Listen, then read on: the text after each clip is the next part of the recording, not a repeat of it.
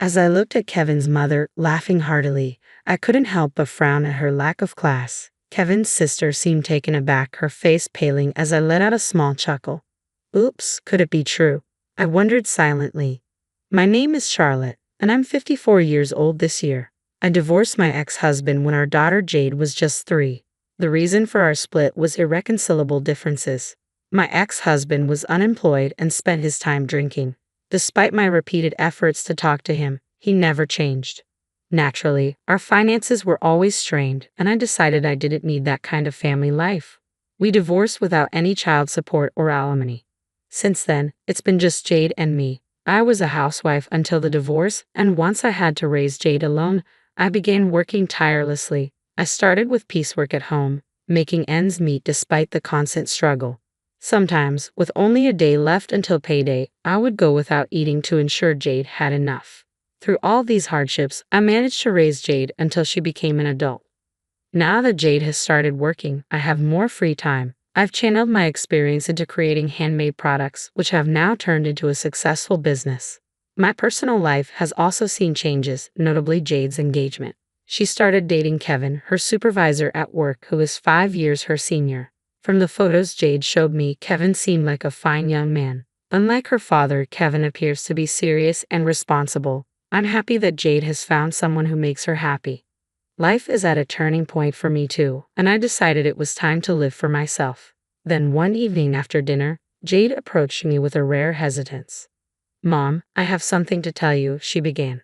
Noticing her change in demeanor, I asked, "What's the matter? You seem different." "Actually, Kevin and I are getting married," Jade said timidly. "Really? That's wonderful."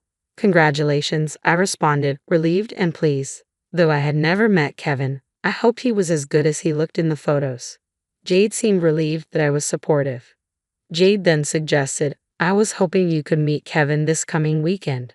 I agreed, wanting to meet the man who was to marry my daughter. We arranged to meet on Sunday. On the day of the meeting, I waited anxiously at home. Just before 11 o'clock, the doorbell rang. When I opened the door, Jade and Kevin stood there. "Nice to meet you. I'm Kevin, Jade's fiancé," he greeted politely. I was relieved by his manners and invited them inside. Kevin seemed like a fine young man, and he brought along a gift of famous brand sweets, explaining how he and Jade met. "Kevin, stop it, you're embarrassing me," Jade said, blushing. The pleasant atmosphere shifted abruptly when Kevin asked, "By the way, is your father at work today?" I was startled by his question and noticed Jade's complexion change. She must have kept it a secret from Kevin that we were a single-parent family. In traditional households, single-parent families often face prejudice, and I couldn't help but feel that Jade's secrecy was misplaced. I braced myself to explain the situation to Kevin. "Jade might not have mentioned it, but I'm actually divorced from my husband. It's just been the two of us," I said. Kevin's smile faded for a moment, and his face went expressionless. "What's wrong?" I asked, feeling a twinge of anxiety. Maybe it was a mistake for me to be the one to bring it up. But just as quickly as his expression had changed, Kevin was smiling again. "It's nothing, please don't worry about it," he said, his smile returning. I tilted my head, confused by the sudden shift in his demeanor. I couldn't bring myself to ask any more questions at that moment. The wedding preparations continued smoothly, and Jade seemed excited, often asking me for my opinion on things like her dress. "What kind of dress should I choose, Mom? What do you think would be nice?" she would ask. "Well, I think your favorite would be perfect," I replied, though I was somewhat distracted. Kevin's expression from that day kept replaying in my mind, especially the moment when his face went blank. I couldn't shake the feeling that his family might have strong views about single-parent households. So, I asked Jade, "Did Kevin say anything about us being a single-parent family on the way home that day? Do you think his family might be opposed to the marriage?" Jade looked puzzled. "He didn't say anything special, Mom. Are you worrying too much?" Her reassurances did little to ease my concerns, and unfortunately, my fears proved true. One night, as soon as Jade came home, she called my name with a somber expression. I was startled and asked, "Jade, why the long face? Did something happen?" Jade remained silent for a moment, an unusual sight given her typically optimistic nature. Eventually she spoke, though it was clear she struggled with her words. "Actually, Kevin's family isn't happy about our marriage," Jade said with a downcast look. "They're upset because we're a single-parent family. They think Kevin might have a hard time because we're poor and from a single-parent background.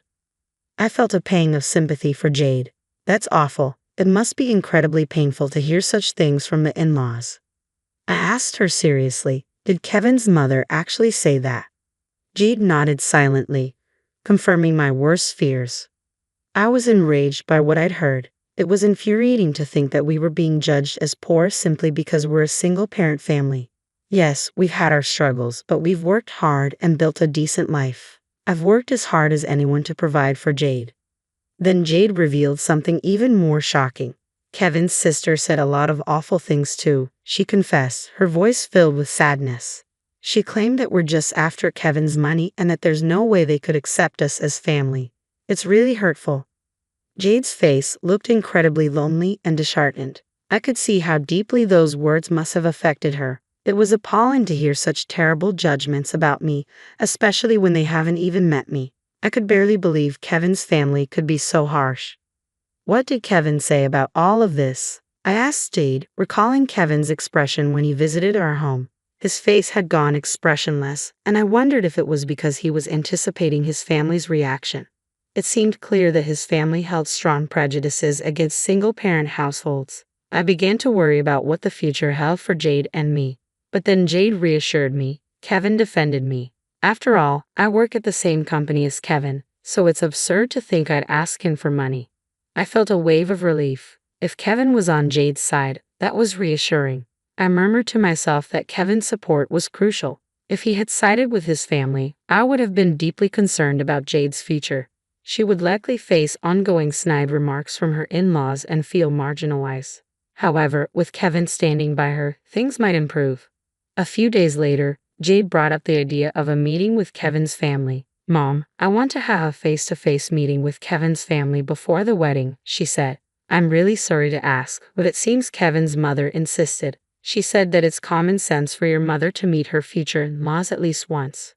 Although Jade apologized for the inconvenience, I agreed to meet Kevin's family for the marriage greetings.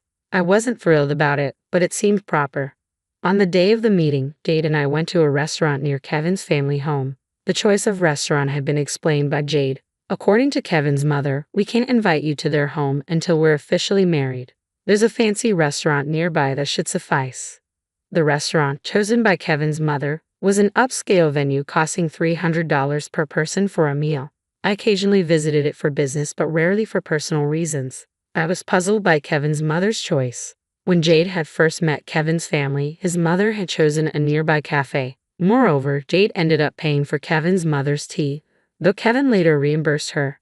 I couldn't understand why Kevin's mother was so condescending, especially considering we were the ones invited for the marriage greeting.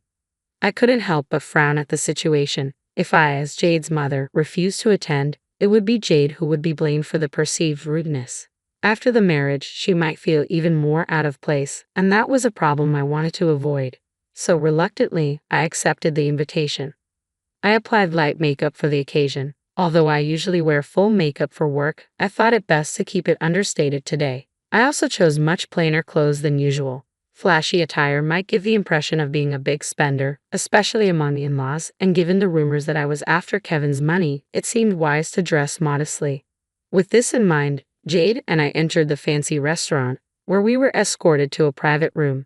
Inside, Kevin and his family were waiting.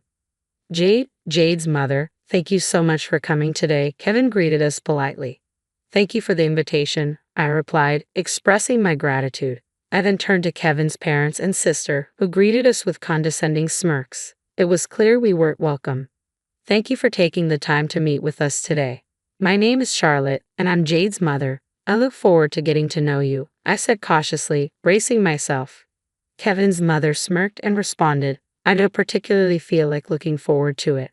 Kevin admonished his mother, but she remained unfazed. "After all, being from a single-parent family is problematic, isn't it? You must be struggling with money." "Even your clothes are so plain," she said, looking me up and down before snorting disdainfully. It seemed my decision to dress modestly had backfired.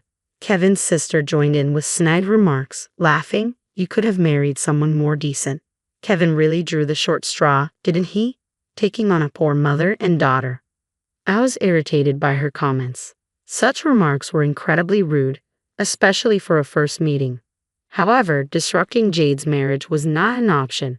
With a sigh, I reluctantly took my seat, trying to keep my composure despite the uncomfortable situation. I chose not to retort despite my irritation. The in-laws seemed amused as they watched me while Jade looked at me with concern. Kevin appeared slightly angry, his brow furrowed at his family's lack of manners, but his mother was in high spirits. "We've reserved a course meal for today. It's $300 per person," she announced excitedly to her daughter. "I'm really looking forward to it. The meals here are quite expensive, so we must make the most of it." Her enthusiasm was palpable, and Kevin's father nodded in agreement. After a while, the staff brought out the dishes, a colorful array of amuse-bouches presented as 3 different types on a single plate. They all looked delicious, but to my dismay, only water was placed in front of me. I was about to call the staff back, but they had already left. The solitary glass of water felt like a stark reminder of our status. Kevin was dumbfounded by the scene, and his sister, possibly aware of the slight, snickered. Jade noticed too, and said anxiously, "Mom." Kevin's mother, with a smirk, declared, "Oh, the poor can make do with water, right?" She burst into laughter, clearly enjoying the situation. I frowned at her lack of class. "What does this mean?" I asked, bewildered. Despite being invited to this restaurant, it seemed they had no intention of hosting us properly. My irritation grew as I realized the disrespectful intent behind their actions. Kevin's mother continued to mock me, her voice dripping with disdain. "Not only are you from a poor single-parent family, but you're also slow. We have no reason to welcome someone as worthless as you," she said, scrutinizing my outfit from head to toe before snorting derisively. Her husband nodded in agreement, as if it were only to be expected. "It's shameful to be a single parent. A woman abandoned by her husband is nothing but flawed," he added with a burst of laughter. His assumptions were baseless and unilateral, but he didn't seem to care. I found his comments truly unacceptable. Kevin's sister joined in the mockery, laughing merrily. "I wouldn't want to end up like her, working for low wages. It's really pathetic to have given up on femininity," she said, looking down on me as she spoke. The whole situation was painful and humiliating, but I struggled to maintain my composure for Jade's sake. I felt a pang of sympathy as I saw Jade's face. She looked like she was on the verge of tears. She must have felt responsible for putting me in this difficult situation. Jade was visibly downcast, and I had reached my limit of patience. I couldn't remain silent after being demeaned like this. It was time to stand up for myself. Enough already with the gaining up and bad-mouthing. "Aren't you ashamed as adults?" Kevin shouted, his voice filled with frustration. I was taken aback by his sudden outburst in my defense. Jade and I were both shocked by Kevin's anger towards his family. His face was flushed, and he was clearly upset. However, his family remained unmoved. His mother continued to laugh joyfully, saying, "There's no need to defend poor people. Why are you so angry?" His father nodded in agreement, as if to say Kevin's words had no impact at all. I was appalled by his parents' lack of empathy. It seemed clear that they were lacking in basic decency.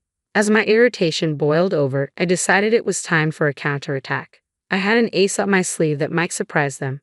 At that moment, Kevin's sister began staring intently at my face. I accidentally glared back at her, and she muttered something to herself. Suddenly, her face went pale as she seemed to recognize me. I couldn't help but let out a chuckle at her reaction. She trembled as she looked at me, clearly rattled by the realization. Noticing her condition, her father asked in confusion, "What's wrong with you? You've been acting strange." The mother also seemed surprised and expressed concern. "Oh no, you're as pale as a ghost. Are you feeling unwell?" Despite her words, her daughter's trembling didn't stop. It was clear that she had made a connection. Quietly, she asked her father, "Dad, the company you work for is Thompson Handicrafts, right?" She stared at him, seeking confirmation. Thompson Handicrafts is a small to medium-sized company with about 100 employees, and I was familiar with it because it's related to my work. Her father laughed off the question. "What's with the sudden curiosity?" "I may not look it, but I work hard as the head of the sales department," he boasted. "And through my connections, I even got you a job at our company. You should be grateful," he added with a hearty laugh. It was clear that his comments had defeated and disheartened her. Her father, puzzled, asked, "But why are you mentioning this? Are you trying to boast about your full-time position? This poor woman is probably just a temp worker," he sneered, looking down at me with disdain. I silently vowed that he would regret his words. She sighed and began to explain. Dad, don't you know who our company's clients are? Her father looked puzzled. Our clients? Kevin's mother, a full-time homemaker, wore a blank expression, seemingly unable to grasp the situation. She continued, though with some difficulty, I've met Jade's mom before at the company. She was wearing heavier makeup then, so I didn't recognize her immediately. Her father seemed confused. What do you mean, inside the company? I remember the faces of all employees, including part-timers, but I don't recall such an old lady. I frowned at being called an old lady, but he seemed preoccupied with other thoughts. Hearing the mention of the company, he appeared to be desperately trying to recall something. I realized it was no surprise he didn't remember me, as we had never interacted directly. She continued apologetically, Jade's mom, I'm truly sorry for everything. The parents grew agitated. Why apologize? There's no need to say sorry to someone so poor, said the mother dismissively. Exactly. Don't you have any pride, apologizing to a poor person like this? Her father yelled. Jade, glaring fiercely at her parents, said, Dad, Mom, Jade's mom is actually very wealthy, much wealthier than you. What did you say? Her father demanded, his eyes widening in disbelief. Her mother, equally stunned, shrieked, How could you say such a thing? Jade responded calmly, Jade's mom is the president of the company. I've served her tea in the company's reception room. You know greenbags? At the mention of greenbags, her father froze, then slowly turned his head towards me, his face paling. I couldn't help but chuckle. Greenbags was a brand Thompson Handicrafts had recently collaborated with. Kevin's mother gasped, Greenbags? That's the brand with stores and department stores. Even my bag is from there. She glanced at her bag nervously, which I had noticed earlier. As we entered the private room of the restaurant, I had spotted her holding the bag carefully under her chair. It was a familiar sight. She was using it despite the restaurant's high-end etiquette. I chuckled softly and remarked, I'm honored that you're using my brand. It's a magazine freebie, isn't it? Her face turned bright red as she looked down, clearly embarrassed. It seemed she was mortified that her favorite bag was revealed to be a promotional item. I swiftly retrieved my business card from my cardholder and presented it. I'm Charlotte Green, the representative of Greenbags. The parents stared at the card in shock. Her father was visibly trembling as he examined it, while her mother looked equally stunned. I addressed them coolly. It seems a collaboration with Thompson Handicrafts might no longer be feasible. What a pity. His face registered immediate alarm. Why? That was the project President Thompson was most invested in. If it falls through, what will happen to our company? His voice quivered with fear. His wife, confused, asked, What's going on? I explained, Thompson Handicrafts has been struggling financially. The interest in handmade crafts has waned significantly. When I was younger, my mother would sew everything by hand, but now, cheap mass-produced items are the norm. Thompson Handicrafts has been hit hard by this shift, and their sales have been declining year after year. President Thompson proposed the collaboration as a last-ditch effort to revitalize the company. Initially, I wasn't very interested in working with a small to medium-sized company like Thompson Handicrafts, but President Thompson's passion was compelling, and I eventually agreed to collaborate on producing bags. However, that's no longer relevant. The father continued to tremble, clearly frightened by the news. Ignoring his fear, I added, There's little benefit in continuing the collaboration. I was initially swayed by President Thompson's enthusiasm, but it's not a priority for me anymore. I fixed a cold stare on the father, who was sweating under my gaze. Suddenly, he began to profusely apologize. Despite his desperate pleas, Jade and Kevin looked on in surprise at his deep apology. I'm truly sorry, he said, bowing deeply several times. His apologies seemed to be more about protecting his own interests than expressing genuine remorse. From my perspective, they held little weight. I spoke with an icy tone. An apology now, after all the disdain you've shown towards Jade and me? Do you really think an apology can fix everything? Your mindset is incredibly naive. Realizing his apologies wouldn't alter the situation, he quickly stood up, clearly more interested in saving face than offering genuine contrition. His wife, still puzzled, addressed me with a flippant smile. We're going to be family, so you can forgive us, right? I'm a big fan of greenbags, and since we're family now, I should be able to get some products for free, shouldn't I? I was so taken aback by her audacity that I couldn't immediately respond. Kevin interjected with a grimace. Mom, that's entirely unreasonable. Her request was beyond belief, yet she seemed unfazed by the reaction. Why not? You must have plenty of stock. It wouldn't hurt to give away a few items, she persisted, both her husband and daughter watching in disbelief. I replied flatly, our products are not given away for free, especially to those who are still strangers to us. Her frustration was evident. But Jade and Kevin are getting married. That makes us family, right? You're a president. You should be providing financial support, she said nonchalantly, still harboring her earlier disdain. It was clear she hadn't reflected on her behavior at all. Kevin, unable to contain his anger, rebuked her. Mom, you've changed your attitude just because you found out she's a president. Aren't you ashamed? His mother laughed it off, unbothered. Presidents have money to spare, right? Surely you can share a little with us. I quietly told her, even if Jade and Kevin get married, I have no intention of associating with you. Her surprise was palpable as she approached me. Don't say that. Once Kevin gets married, we'll be family. Giving away a bag or two wouldn't hurt. I was truly irritated by her persistence. Just as I was about to respond, Kevin stepped between us, his face troubled. Kevin, I said, noting his discomfort.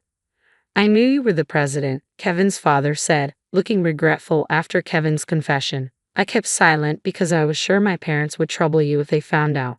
Kevin glared at his father. You knew I would have acted like Mom if you had told me. What kind of attitude is that towards your own son? Keep this up and you'll be disowned. Kevin's words shocked Jade, who looked flustered. Kevin continued resolutely, I'd rather be disowned. I'm cutting ties with you. I want to cherish Jade from now on, and I don't need a family that disregards her and her mother. His mother broke down in tears on the spot while his father and sister stared at Kevin, stunned. They likely never imagined he would sever ties with them. Their reaction was a harsh consequence of their own actions. Please live with regret for the rest of your lives, I added coldly. I imagine you'll face many hardships in the future. Jade then joined in, stating firmly, we won't even inform you if we have children. Please spare us the agony of having you as grandparents. The room filled with her anguished cry. Kevin's quiet remark, we're done being a family, only deepening their distress. His father and sister, now tearful, seemed to want to plead with us, but we ignored them. After leaving the restaurant, I later learned that Kevin's father and sister had been fired from their company the day after the incident. Despite President Thompson's attempts to persuade me, I decided to cancel our collaboration. I couldn't work with a company that employed people like Kevin's family. When I explained the situation to President Thompson, he was furious. It turned out he had a daughter about Jade's age and couldn't forgive Kevin's family for their actions. The collaboration with Thompson Handicrafts was crucial, and their behavior had jeopardized it. Kevin's father, already advanced in age, and his sister, who had only been a part-time worker through her father's connections, faced bleak prospects for reemployment. Additionally, Kevin's mother, a full-time homemaker, was now cut off by Kevin, who was their sole breadwinner. Desperate, Kevin's in-laws came to her company to negotiate. Please collaborate with Thompson Handicrafts. Even if collaboration isn't possible, provide financial support. Our family is suffering. Isn't helping each other what family does? They pleaded. Their plea was ironic after all the disdain they had shown us. It was laughable, and their desperation only underscored their hypocrisy. I firmly told them that neither collaboration nor financial support would be possible. Kevin has cut ties with you as well, hasn't he? Please leave now. Despite my clear refusal, the parents tried to cling to me, but I repeated my warning. Do not appear in front of me ever again. If you do, I will call the police. The mention of the police seemed to get through to them. The father pleaded, anything but the police. We won't come again, and they reluctantly left, their clothes disheveled and dirty. It was a stark contrast to the way they once looked down on others. As for Kevin's sister, I heard she had become reclusive, struggling to find work and facing bleak prospects. She rarely leaves her room and seems resigned to a future filled with uncertainty. 3 years have passed since that day. Now, I live with Jade and Kevin. Ideally, as newlyweds, they would have their own place, but Kevin suggested we stay together for Jade's safety in case of emergencies. Kevin and Jade manage most of the housework since my work keeps me busy. I am truly grateful for their support. Recently, Jade approached me with a serious look which made me anxious. But then she smiled brightly, saying, "Mom, it looks like I'm going to be a mother." She lovingly stroked her belly, and my heart swelled with joy. "Congratulations, Jade," I said, hugging her tightly. Kevin, too, was beaming with happiness. "Though we know challenges lie ahead, I am confident we can face them together. I look forward to meeting my grandchild and embracing our bright future." A smile naturally spread across my face as I imagined the happiness to come.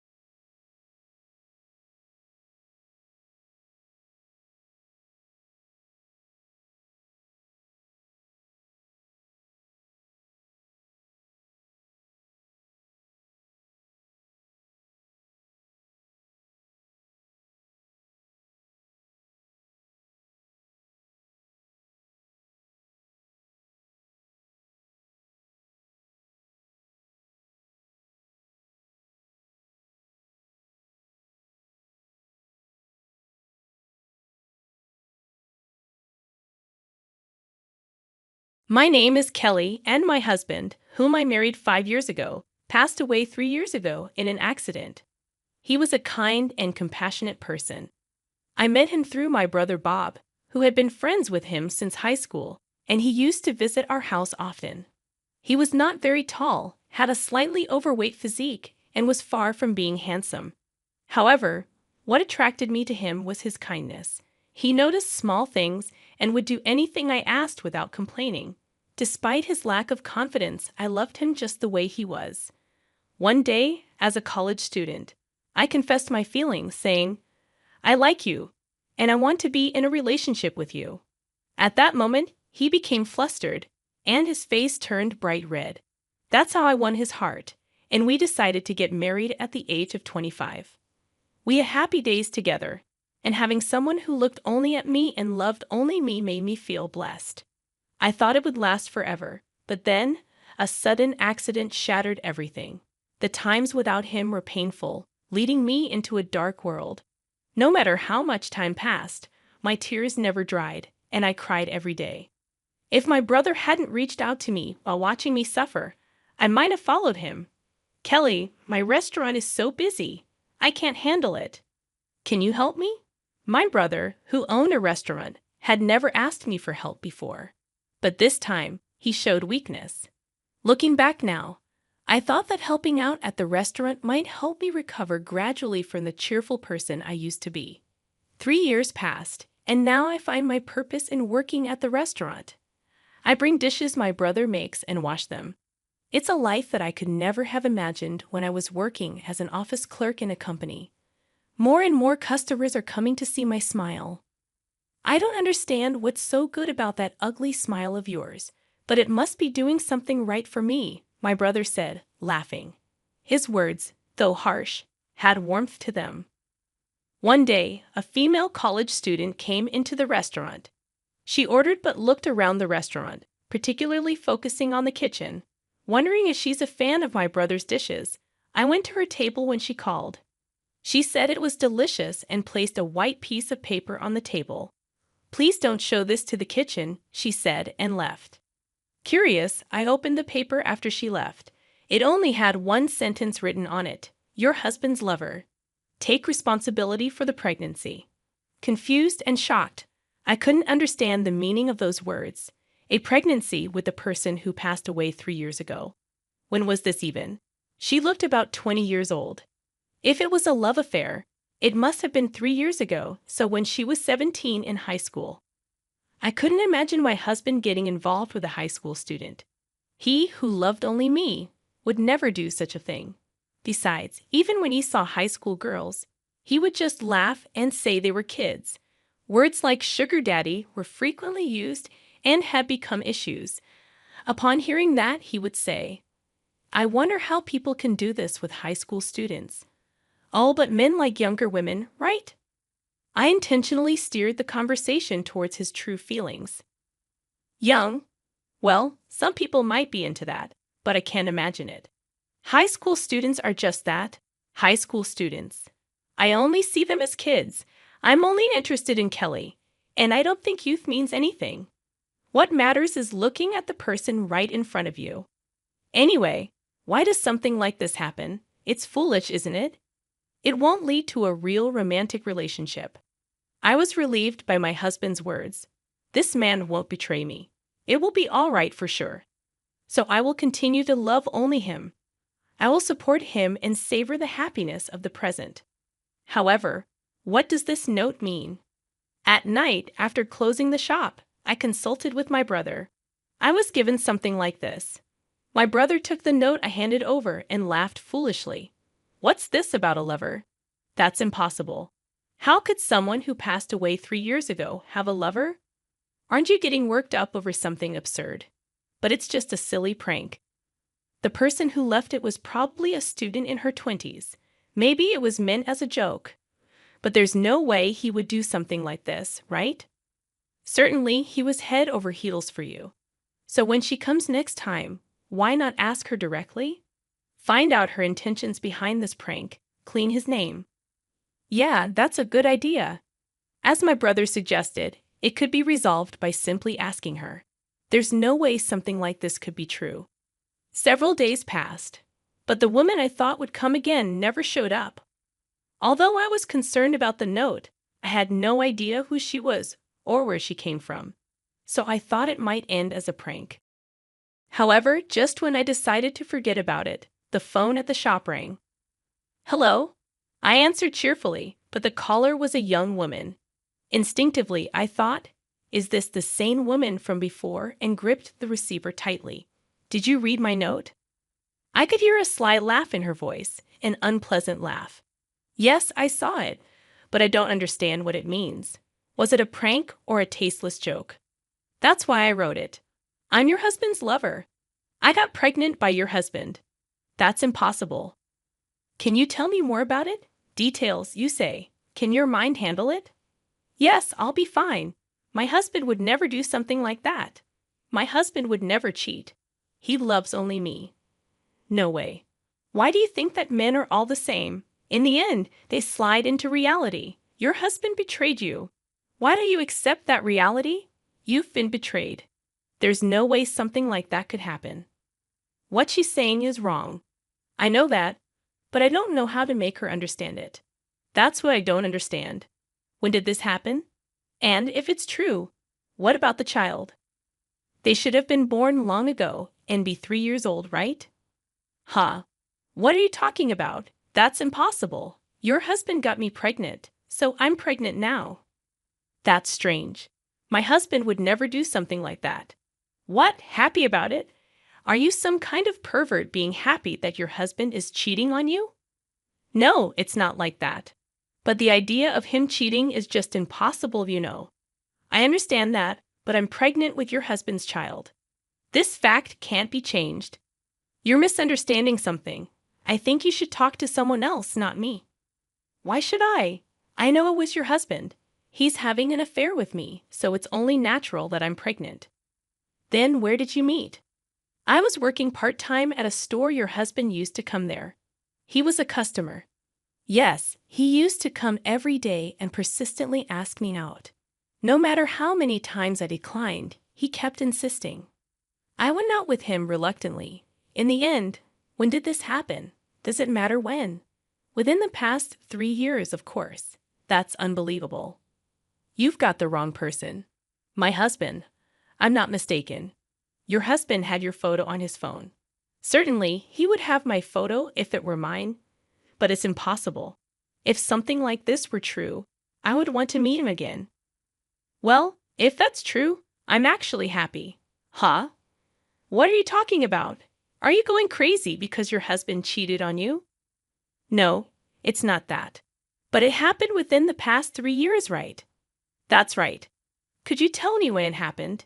Why are you so persistent? 6 months ago. 6 months. I looked at my brother.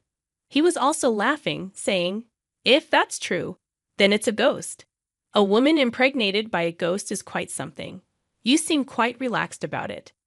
Thanks to being impregnated by your husband, my life has gone haywire. What are you going to do about it? Why would you say that? My husband passed away 3 years ago. Huh? Are you trying to make up such a lie to escape? I'm not trying to escape. It's the truth. He passed away in an accident 3 years ago. This is a fact. I can't believe such a thing. Could you be mistaken for someone else? There's no way. I've been to your store, and I've seen your husband in person. I wouldn't mistake someone I like. Is he really my husband? Yes, we work together, don't we? I thought for a moment. The only 2 men I work with are my brother and employee Tom. How old is this person? Around 30. Is he slim or on the heavier side? He's slim, tall, and quite handsome, I think. You're wasting your chances with him. I looked at the 2 men in the kitchen. Tom was tall but on the heavier side, while my brother was tall, slim, and, I hate to admit it, quite handsome. So the woman who visited the store and saw the kitchen probably mistook my brother for my husband. But I couldn't imagine my brother getting involved with such a young girl. Still, I had a feeling this woman wouldn't admit her mistake even if I told her. Which university do you attend? Huh? Why do I have to tell you that? If you want him to take responsibility as my husband's lover, shouldn't you reveal your identity? As long as you provide the money, that's enough. I just need the money to raise this child. Why? I wonder. What do you mean? If you claim to be his lover, shouldn't you talk to him directly instead of calling his wife? I can't do that. It would cause him trouble. I can't inconvenience him like that. By telling me all of this, you're already causing him a great deal of trouble, don't you think? That's just an inconvenience for you, not for him. When you separate from your spouse, what do you think will happen? By that time, he'll probably come to me. So, you want to marry him? Marriage? I'm not thinking about that at all. Anyway, if you give me the money, I won't interfere with your marriage.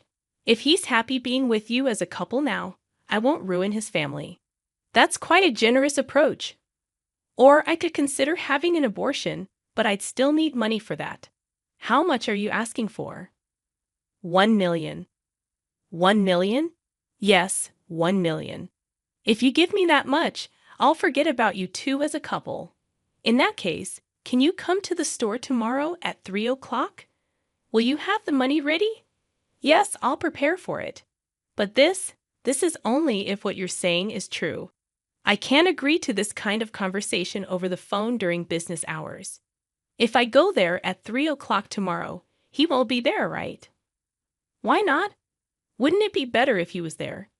You can have a proper conversation with him. If you don't talk to him face to face, you won't know if the child in your belly is really his. I'm sure he'd be delighted. You're insane. It's a child from your husband's affair. The child is innocent, isn't it? If it's true, it is true. Well then, I'll give you the opportunity to talk to him. That's not necessary. Why not? Because if I did that, it would cause him trouble. It's cruel to meet his lover in front of his wife, isn't it? Oh, I think he'd be pleased. After all, it's a relationship that resulted in having a child. No, I want to talk to you, not him. Why are you so stubborn? Well, fine then, if that's what you want. Anyway, come tomorrow at 3 o'clock. Got it? And please don't tell him anything. I hung up without saying yes or I understand.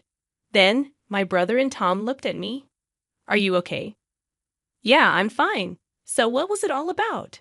It turns out it's one of the guys from this store. Then employee Tom shook his head. That's not me. I have a wife, you know. Huh, Tom, you're married? Yes, to a 2D wife. I'm dedicated to her. Oh, I see.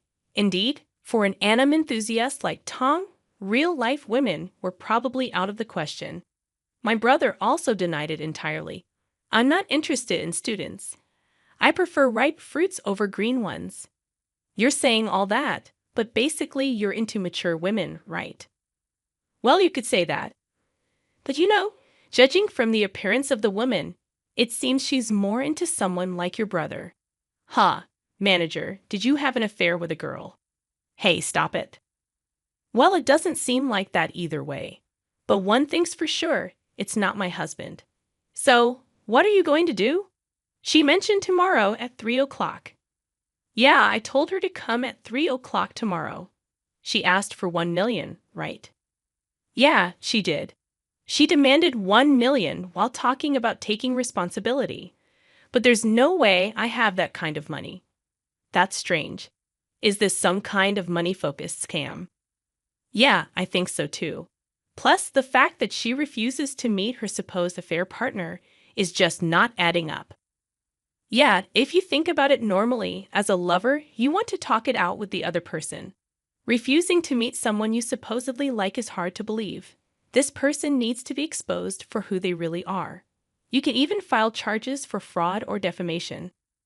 True, but I don't really want to go that far with a girl. Is that so? I think she should face the consequences. She should learn from the pain and never do it again. If we involve the police, her life will be in ruins. That's just pitiful, Kelly. You're kind. I believe he would say, hate the sin, not the sinner. Yeah, he would probably say that. So, I didn't want to push her too hard. If possible, I wanted to resolve this peacefully. I want to make her realize that what she's doing is wrong. If I can do that, I believe she'll be saved. And so will I. My husband would understand my intentions. The next day arrived, and we closed the shop temporarily to wait for 3 o'clock. After taking a short break, we would usually open the restaurant in time for dinner. However, today we didn't have the luxury of taking our time. My brother Tom and I were all waiting exactly at 3 o'clock. The door to the shop opened, and a woman walked in. She claimed to be pregnant, but there was no sign of a protruding belly. My brother and Tom were hiding in the shadows of the kitchen, watching us. I invited the woman in and served her a cup of coffee, even though she shouldn't be drinking it if she's pregnant. Please have some coffee to calm down. The woman didn't hesitate and took a sip of the coffee. I knew it. She's not really pregnant. Her belly isn't showing. And this just doesn't seem like a pregnant woman. Is this cheap coffee? You're being stingy. Poor guy deserves better. I'm sorry about that. This isn't a coffee specialty shop. So have you prepared the 1 million? 1 million? Huh? Why do you think I can just come up with that kind of money? Why not? You said you have it ready yesterday. Well, I did say that, but I didn't promise to have it ready. Besides, it's not easy to come up with such a large sum of money. Why not? Your restaurant is always so crowded. I know how many customers you have. True, thankfully, we have many customers. But you see, this isn't my shop. I'm just an employee here. No way, it's not a lie.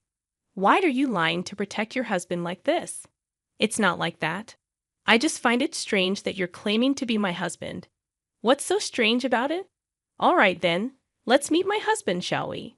I told you I don't want to meet him. All right. I placed a photo of him on the table that I had brought from home. What is this? My husband. He passed away 3 years ago, my beloved husband. No, if you claim to be my lover, that would mean we were dating 3 years ago, right? In that case, you were in high school. Are high school students dating 28 or 29-year-old men? But the style you were describing yesterday seems quite different. My husband isn't skinny, and he's not handsome either. So, is this person really your lover? No, it's not like that. It's not him at all. Stop lying. You work in the kitchen here. To go to such lengths, you're a truly terrible woman. Then it seems my husband's lover is someone else. My husband is the only person like this person, but he works together here. That's right. Bob, Tom, come out, please. When the two of them came out of the kitchen, the woman pointed at my brother and exclaimed, "This one, he's your husband." Oh, was it me? I've never played with you. But if you love me so much that you want to imagine a pregnancy, should we start dating now? I'm not married either, and it might just be perfect. My brother laughed and put his arm around the woman's shoulders. The woman, who had just spoken to someone for the first time and was subjected to such treatment, had a twisted expression on her face. Meanwhile, Tom took her bag and pulled out her student ID from inside it. Well, your name is Anna, right? You go to the university, which is pretty close by. Hey, give it back. Don't take things out of someone's bag like a thief. Easy there. You were trying to extort money from me with lies about pregnancy and 1 million. You were attempting fraud and slandering Kelly's husband. Now you want it back. Give it back. Why did you do something like this? If you tell the truth, I'll get it back to you. Well, if you don't tell me, I'll expose you to the university. Is that okay? I did it because I liked you. I lied because I liked you. Give it back. I told you so. It's fine. It was clear that it was a desperate lie to get out of the situation. But if she said she did it because she told the truth, there was no choice but to give it back. Here you go. The woman snatched the student ID card that Tom had handed her and put it in her bag. Anna, if you like me that much, do you want to date from now on? Exclusive to hotels. Stop it. She responded seriously to her brother's joke, broke, and left the store with her face all red. I see, was it because you liked me? There's no way it was like that. It was just a lie to get out of the situation. Well, it's okay. The manager seems happy, but why did you do something like this? I'll look into it. You can't investigate something like this, can you? Don't underestimate me. I may look like this now, but I used to be in a special unit during my free days. A special unit. From just one photo, we can find out everything about the person, from their address to their school, home, and family composition. And if there's something I can't figure out on my own, I can ask my friends from the special unit, and they'll catch it faster than the police. I see. That's kind of scary in a way. So, I'll investigate it right away, Tom said with a smile on his face. In less than 2 days, Tom told her a lot of information. But the more she heard, the more ridiculous it seemed. In other words, it was all because of that woman's selfishness. It made her angry to think that her husband had been slandered for such a thing. But this solved everything.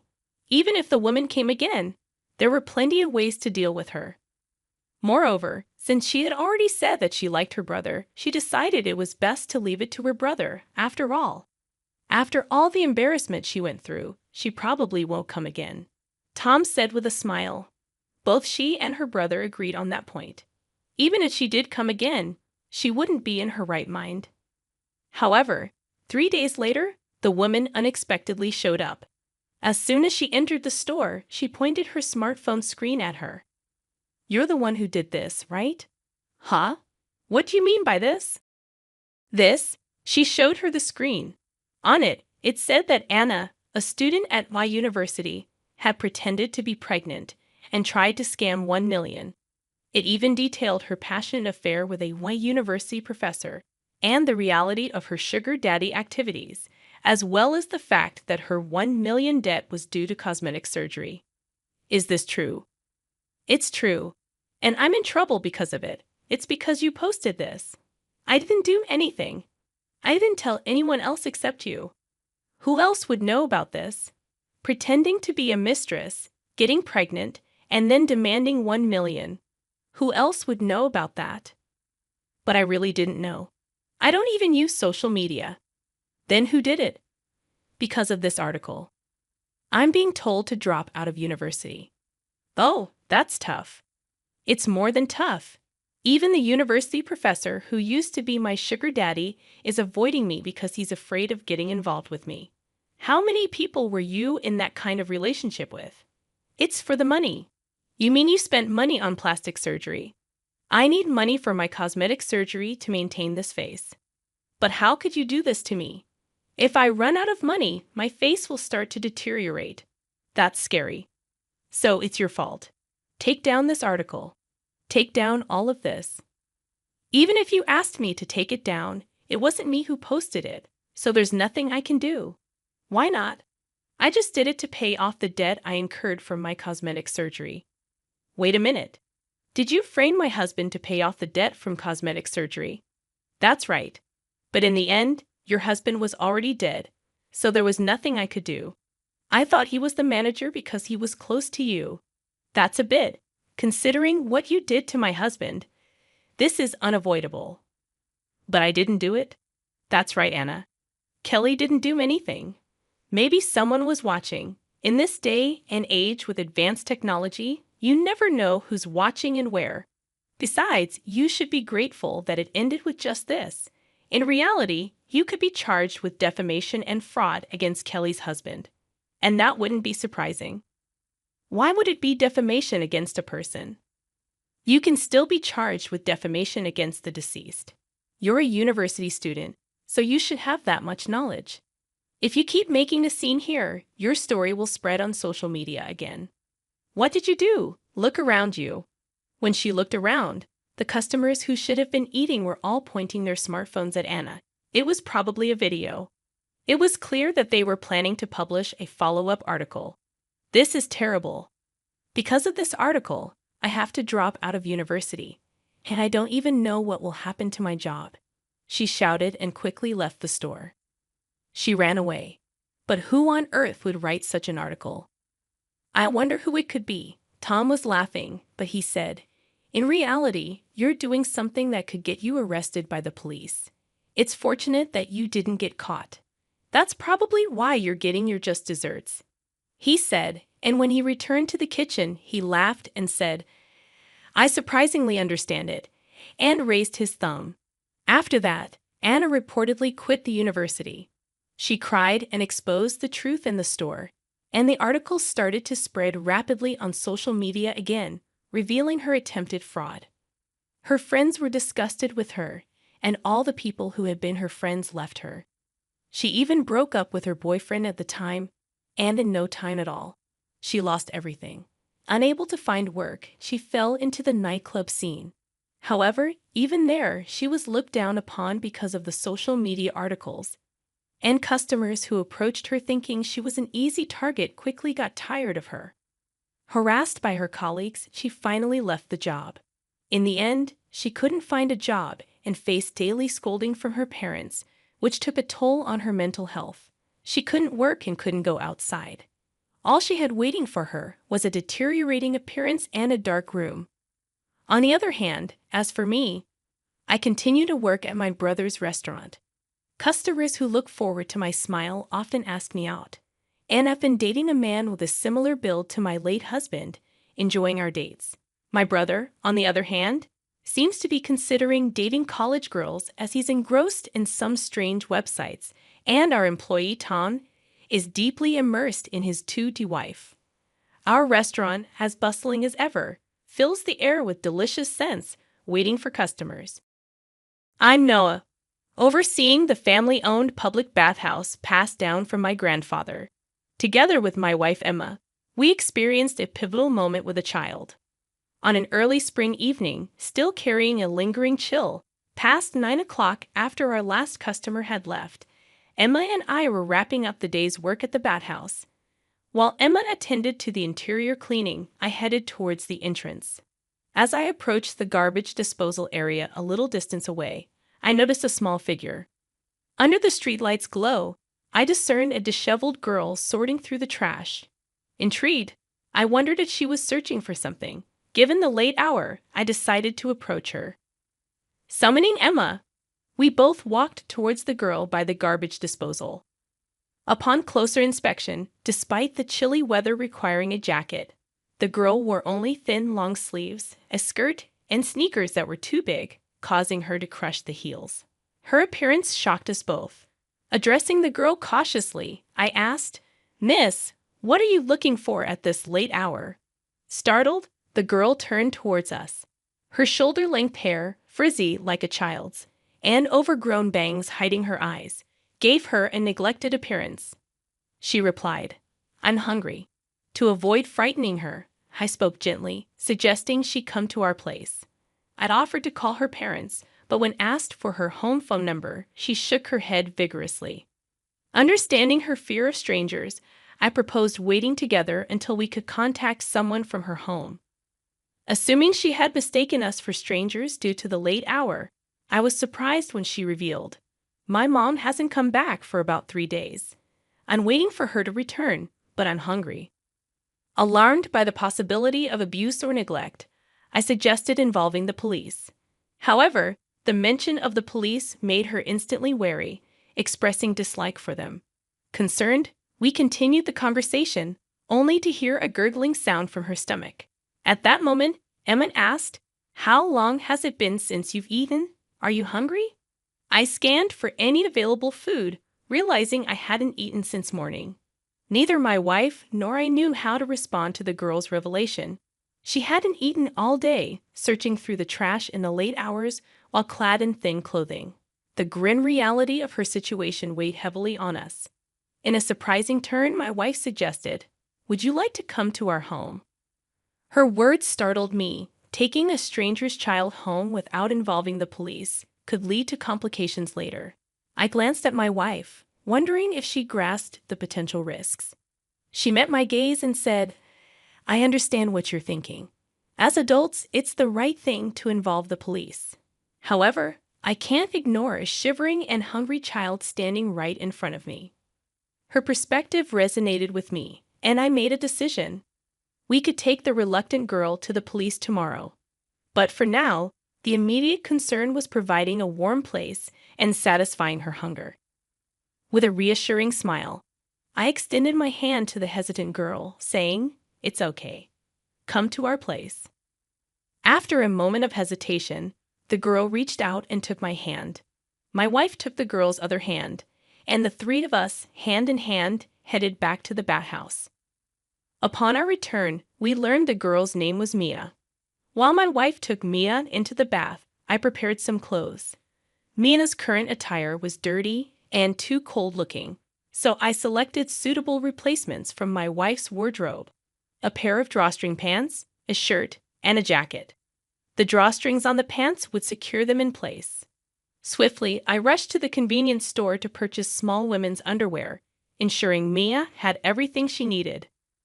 I also grabbed the toothbrush before finishing my preparations. By the time I was done, my wife and Mia emerged from their bath. The clothes and underwear appeared a bit oversized, but Mia managed to put them on. The once pale-faced girl now looked more like a child, her complexion returning after the bath. Her washed and dried hair was smoother, though her bangs were too long. My wife secured them with a pin, revealing the lovely face hidden beneath. I asked, "Did you warm up?" Mia nodded eagerly, expressing excitement. She shared her experience of the bath, likening it to a big pool and expressing her delight at the warmth.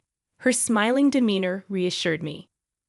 While I dried Mia's hair, my wife prepared a meal. The bathhouse and our house were adjacent, so once we finished, we moved next door. My wife served a warm pot filled with vegetables, meatballs, and yudo noodles. The sight of the dish made Maya's eyes sparkle. "Can I really eat this?" she asked. My wife chuckled and encouraged her to have seconds. Maya proceeded to eat heartily, using a fork and spoon as she wasn't accustomed to chopsticks. "This is delicious. It's been a while since I ate warm food," Maya remarked, reflecting on the environment she had endured until now. My chest swelled with a mix of emotions, feeling like it was about to burst. Maya seemed to be opening up and trusting us a little. Once her stomach was filled, she began sharing her story. She spoke about her rarely seen mother, her routine of rummaging through garbage for food, and her status as a 7-year-old in first grade. Mia didn't have a school bag, and her shoes and clothes were often dirty. The heartbreaking reason behind her absence from school surfaced. She was bullied for being perceived as smelly. As a couple, Mia's narrative struck us profoundly. "I like it here. I want to sleep here." "Are you going to call the police?" she asked. Without hesitation, my wife and I wanted Mia to experience at least one night of warmth and rest. Reassuring her, I said, "It's okay. Let's sleep together on a fluffy bed tonight. But could you go to the police with us tomorrow?" "Don't worry, they are kind. Your mom might be worried too." Mia, who had been silent for a while, rubbed her sleepy eyes and expressed, "I hope so. I hope she is worried, Mom." I wanted to comfort her, but I couldn't easily speak positively about a mother who had likely abandoned her child. Temporary comfort might hurt her later. In the room, I prepared the bedding, and Mia happily got into the bed. It was her first time sleeping in such a fluffy bed, and she marveled at its warmth. Concerned about her being cold, she mentioned, "I hope she is not cold. It will be nice if she could sleep in a warm bed too." Silently shedding tears, my wife and I were moved by her brave concern for a mother who left her without food. I struggled to hide my emotions from Mia, who was already drifting into sleep. The next day, my wife and I accompanied Mia to the police box. I couldn't forget the slightly lonely look on her face as we said our goodbyes. Saying goodbye to Mia and her mother was a bittersweet moment. Despite the lump in my throat, I managed to offer a smile. "Yeah, hopefully we'll see each other again someday. The police will take good care of you from here, so you have nothing to worry about," I reassured Mia, who nodded in understanding. As we departed from the police box, my wife hugged Mia tightly, waving at us with a smile. Mia left an indelible mark on our hearts. Though we had grown close to her in just one night, bidding farewell was a painful experience. On the journey home, my wife expressed deep concern about Mia's future. We were a childless couple who had once dreamed of having 3 kids. However, fertility issues, specifically ovulation problems, plagued us. Despite a decade of infertility treatments, we remained childless. We decided to cherish our time as a couple, having tired of the emotional roller coaster associated with conceiving. Our focus shifted, and we lived a quiet life together. Our own struggles made us particularly sensitive to the suffering of children at the hands of neglectful parents. Unable to shake our worries about Mia, we contacted the police box where we had left her. They informed us that Mia's mother had not returned, and Mia was headed to a children's home. Due to our role in finding her, we learned the name of the facility. Promptly, my wife and I visited Mia at the children's home, discovering a multitude of children separated from their parents for various reasons. Mia, upon seeing us, immediately embraced my wife, expressing, "Aren't you and your wife going to stay with me? They said my mom might not come back." Stunned by her words, we covered up her straightforward question with a forced smile. Despite the emotional bond formed in that short time, the reality was clear. We couldn't live with Mia. After all, we were strangers, but when we spoke to the children's home staff, the story took an unexpected turn. Upon leaving, we were introduced to the concepts of foster care and adoption. Sensing a pivotal moment, I glanced at my wife, who met my gaze with earnest eyes and nodded in agreement. That marked the moment we decided to explore these avenues. Learning about foster care and adoption that day prompted us to sign the necessary documents. For children like Mia, who had recently arrived at the children's home, obtaining permission from the family court was deemed necessary for adoption or foster care procedures. Fortunately, that permission was granted without any complications at a later date. Following this, we actively engaged in training and seminars to become adoptive parents, leading to busy days. During this period, we occasionally visited Mia, gradually building a connection with her. During one visit, we mustered the courage to ask Mia, "How would you feel if we said we want to live together as a family in place of your mom?" Her response was heartwarming. "I'd be so happy," Maya answered with a beaming smile. It was a moment that fueled our determination. While a traditional mother experiences the blessing of nurturing a child in her womb, we lacked that natural process to become Mia's parents and witness more of her joy. We set a goal and combined our efforts to overcome the challenges of busy days. However, a day of unexpected turmoil arrived.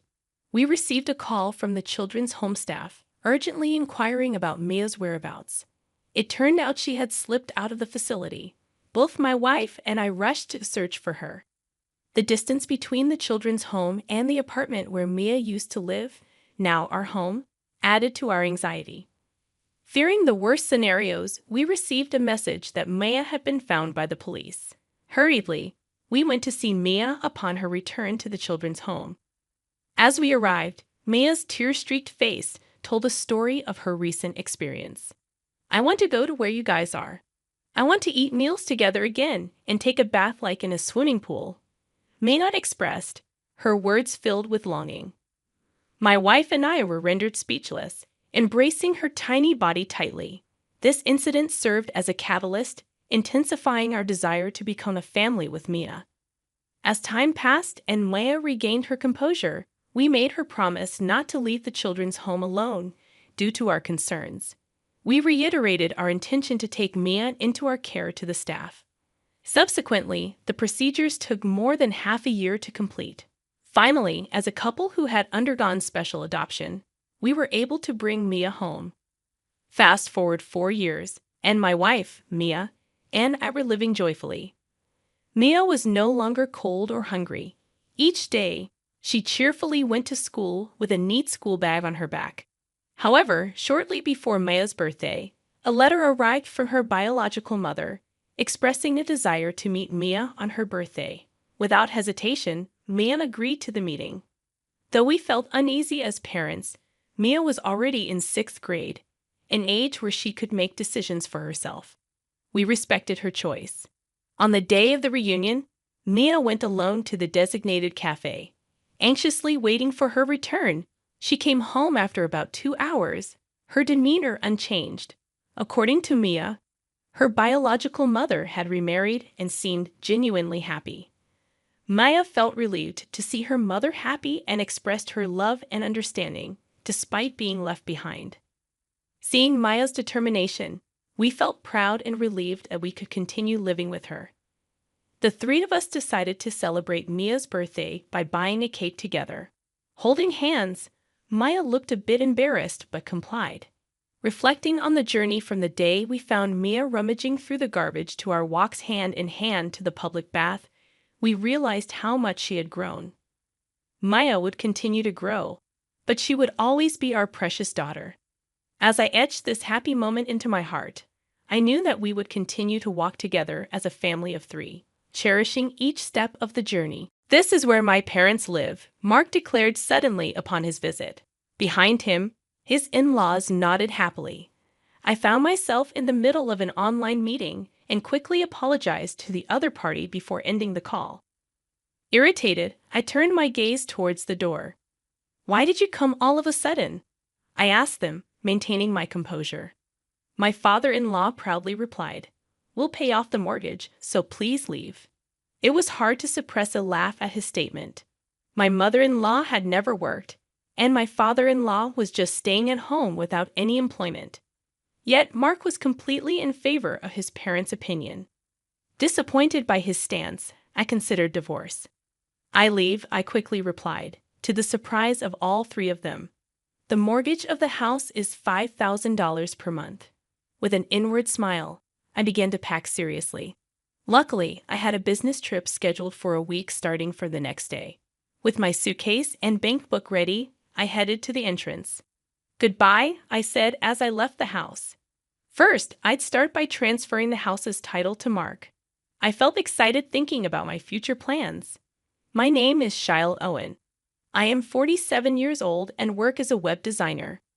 I went independent 5 years ago and have been fortunate enough to receive many project checks. As a result, I've earned more than 5 times my previous salary and now live on the top floor of a high-rise condo. I met Mark, my husband, 3 years ago through Ashley, my former boss, and his cousin. He's kind and honest, but had trouble maintaining relationships, so he had been single for a long time. Around that time, my business was doing well, and I bought the top floor of a high-rise condo, doubling as an office. I wasn't planning on marrying, but Ashley strongly suggested I meet Mark. When I met him, he was very gentle and attractive, looking much younger than his actual age. We started dating and got engaged within 6 months. My parents had already passed away, and my only relative was my brother. So my brother and his wife also attended the family meeting. From Mark's side, his parents and cousin Ashley came. The meeting went smoothly overall. However, my sister-in-law's comment, "This seems stiff," left me puzzled. I never imagined her words would become a reality. After marrying, Mark moved into my house, and we started our life together. His workplace was harsh, requiring him to leave early in the morning and return home past midnight. Despite this, his salary was only a quarter of mine. I suggested to Mark, who was exhausted and went to sleep immediately every day. It's bad for your health. Why don't you look for another job? However, he reprimanded me with a face full of anger. Are you saying I should quit my job? Are you looking down on me because I earn less? I was surprised by Mark's strong reaction, as we had never argued before. Feeling uncomfortable about unintentionally disrespecting his job, I decided to apologize sincerely. I'm sorry. I didn't mean it that way. I'm just worried about your health. Mark quickly calmed down and apologized. Our first argument ended swiftly. However, it became difficult to suggest a job change afterward. Mark's return time got even later, and he eventually spent half the week at the office. While I was concerned about his health, he seemed to enjoy his job. So I decided to support him as much as I could, creating a relaxing environment whenever he returned home. Hey, about my dad's medical expenses, could we increase the remittance a bit? Mark suggested this when his father was in the hospital with back pain. Sighing inwardly at his request in his father's hospital room, I didn't hesitate to help my in-laws, as I had no parents of my own. Our household depended on my income, with Mark contributing a part of his salary to his parents. His salary wasn't low for a man in his 40s, but the exact amount he kept for himself was unclear. However, it was evident he was providing enough for his parents not to struggle. I couldn't agree when he insisted on increasing the remittance because it was possible only due to my income. Yet it was hard to refuse in front of his parents. Mark, you're really kind. Thank you so much. It's a big help, they said, looking at me and Mark under their pressure. I reluctantly agreed to increase the remittance. Afterward, my in-laws started demanding money for various reasons, not just the remittance. I wanted to refuse, but they knew I would say no, so they approached Mark instead. Especially weak to his mother's requests, Mark often decided to increase the remittance whenever she asked.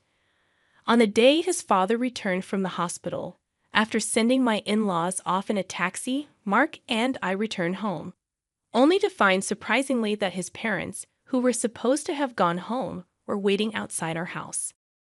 It's tough for Dad to climb our stairs, so I thought we'd take care of him here until his back is fully healed. What? You can't just spring that on me. My surprised reaction made my mother-in-law frown. My father-in-law stood in front of the door as if to say, "Let us in quickly, Mark." "That's okay, right?" Mark replied, and I stared at him in shock. He avoided my gaze from his reaction. As I observed the situation, it became apparent that Mark and his parents had likely already discussed their plans. "Fine, you can stay here until you're fully recovered." I reluctantly relented, ushering my in-laws inside. They surveyed the house and settled onto the living room sofa. "Look at this place, so nice. Our house is 50 years old and falling apart," remarked my father-in-law. "Yeah, it's really showing its age," agreed my mother-in-law. Mark nodded along, indicating their intention to stay for an extended period. Admittedly, since I had been providing them with financial support, having them here might ease the burden. However, financial considerations aside, it didn't mean I welcomed the idea of cohabiting. Renovating old houses is trendy these days. How about considering that, Mark? I suggested. "Yeah, maybe," Mark replied vaguely. 2 years into our marriage, despite being in the supposed honeymoon phase, Mark and I hardly spent time together. We hadn't even gone on a honeymoon. This place served as both my home and office. It was manageable when Mark was out for work, but with my in-laws around all day, it complicated things. If we were to live together, I'd rather move into their house and reserve this place solely as an office. Thanks to my initial resistance, the topic of cohabitation wasn't brought up again by my in-laws. However, even months after my father-in-law's discharge from the hospital, my mother-in-law showed no sign of taking him back. Their belongings started to overflow from the guest room into the living room. "Mark, your dad seems perfectly healthy now. He even went bowling today. Maybe it's time for them to go home," I suggested. "What are you saying? Sending my dad back with his bad back is cruel. What if it gets worse?" Mark raised his voice, leaving me silent. It seemed that Mark believed raising his voice would compel compliance. He frequently asserted his opinions loudly, and opposing him often resulted in my mother-in-law siding with him, putting me at a disadvantage. This dynamic persisted for 2 years. During this time, I took care of all the housework while my in-laws frequently went out to enjoy themselves. Despite my father-in-law's back being fully healed, there were no signs of them returning home. "Sorry, I have a meeting at 1 p.m. today, so I'll eat lunch in my room, okay?" I informed them as I placed lunch on the table. "Understood, but leave the dishes for later," my mother-in-law replied without looking up. As the clock struck 1 p.m., my online meeting commenced. However, about 10 minutes in, the door burst open, and Mark declared, "This is where me and my parents live." My in-laws nodded behind him. I swiftly apologized to the meeting participants and ended the call, inwardly frustrated. "I told you I had a meeting at 1 p.m., I grumbled as I headed towards the door. "Why are you doing this all of a sudden?" I asked calmly, only to be met with my father-in-law's smug reply, "We'll pay the mortgage so you can leave." Suppressing a laugh at his audacity, I simply replied, "All right, I'll leave," surprising all three of them. With the mortgage at $5,000 per month, I couldn't help but smile inwardly at the prospect of moving forward with my plans. I approached the task with a solemn expression, aware of the serious decision I was making. Fortunately, a week-long business trip awaited me starting the next day. Armed with a meticulously packed suitcase and my bank book, I headed for the exit. "Goodbye," I uttered, bidding farewell to the home that had become a source of contention. The first order of business was transferring the house title to Mark. Brimming with excitement about the impending changes, I checked into a hotel and promptly contacted a real estate agent to initiate the house transfer, encompassing the mortgage. The success of the transfer rested on Mark's ability to handle the mortgage. If he couldn't manage it, the options were a lump sum payment or selling the house. Accepting this reality, I directed the agent to find me a new home and office. My work could be conducted remotely, but a dedicated office space was crucial for calm client discussions. The agent identified a suitable location approximately 40 minutes from my previous residence, complete with top-notch security. After a visit and quick decision, I bought the luxurious apartment, considering it a well-deserved reward for my efforts. In the interim period before the move, I stayed in temporary accommodation. Once all the necessary documents were prepared, I delegated the packing and moving process to a professional moving company. During the move, my in-laws and Mark assisted while exchanging unpleasant remarks about me. One of the movers even commented, "You have a difficult family," causing a flush of embarrassment. A week after settling into my new abode, I received a call from Mark. His anxious inquiry about changing the mortgage indicated he was just grasping the situation. His father's shouts in the background urged me to return quickly. Despite the divorce being the plan, Mark seemed taken aback. "But we're getting a divorce, right? It's unfair for me to pay the mortgage if you're the ones living there," he protested. However, I couldn't accept his denial after they had explicitly told me to leave the house. I played back our conversation from that day, caught on tape during a web meeting. Mark was startled by my explanation, having forgotten about my practice of recording meetings for documentation purposes. Undeterred, I informed him about the impending mortgage repayments, subject to a credit check. Mark, seemingly unaware of the details, asked about the monthly amount, leading to my laughter. Despite my prior disclosures and document presentations, Mark seemed oblivious to the $5,000 monthly mortgage. Stunned, he remained speechless, prompting his mother to intervene. She questioned the amount and proceeded to assert that Mark's salary could handle it. Unbeknownst to his parents, Mark hadn't disclosed his actual salary, allowing his mother to confidently declare that they wouldn't assist me any longer. In response, I burst into laughter, provoking her anger. Undeterred, I revealed the actual mortgage amount, $4,000. "What? The mortgage is Mark's monthly salary, That's absurd. My words left her shocked and frozen for a moment, but then she burst into laughter. That's impossible. Mark has been sending us $4,000 every month. If his salary is really $4,000, he would have been sending us all of it. Stop lying, she exclaimed, refusing to believe me. Remaining calm, I pointed her towards the evidence. Look at the shelf right by the entrance of the living room. You'll find Mark's salary slips there. If you doubt it, check for yourself. She dismissed my explanation, accusing me of lying, and headed to the indicated shelf. In the background, I could hear Mark trying to stop her.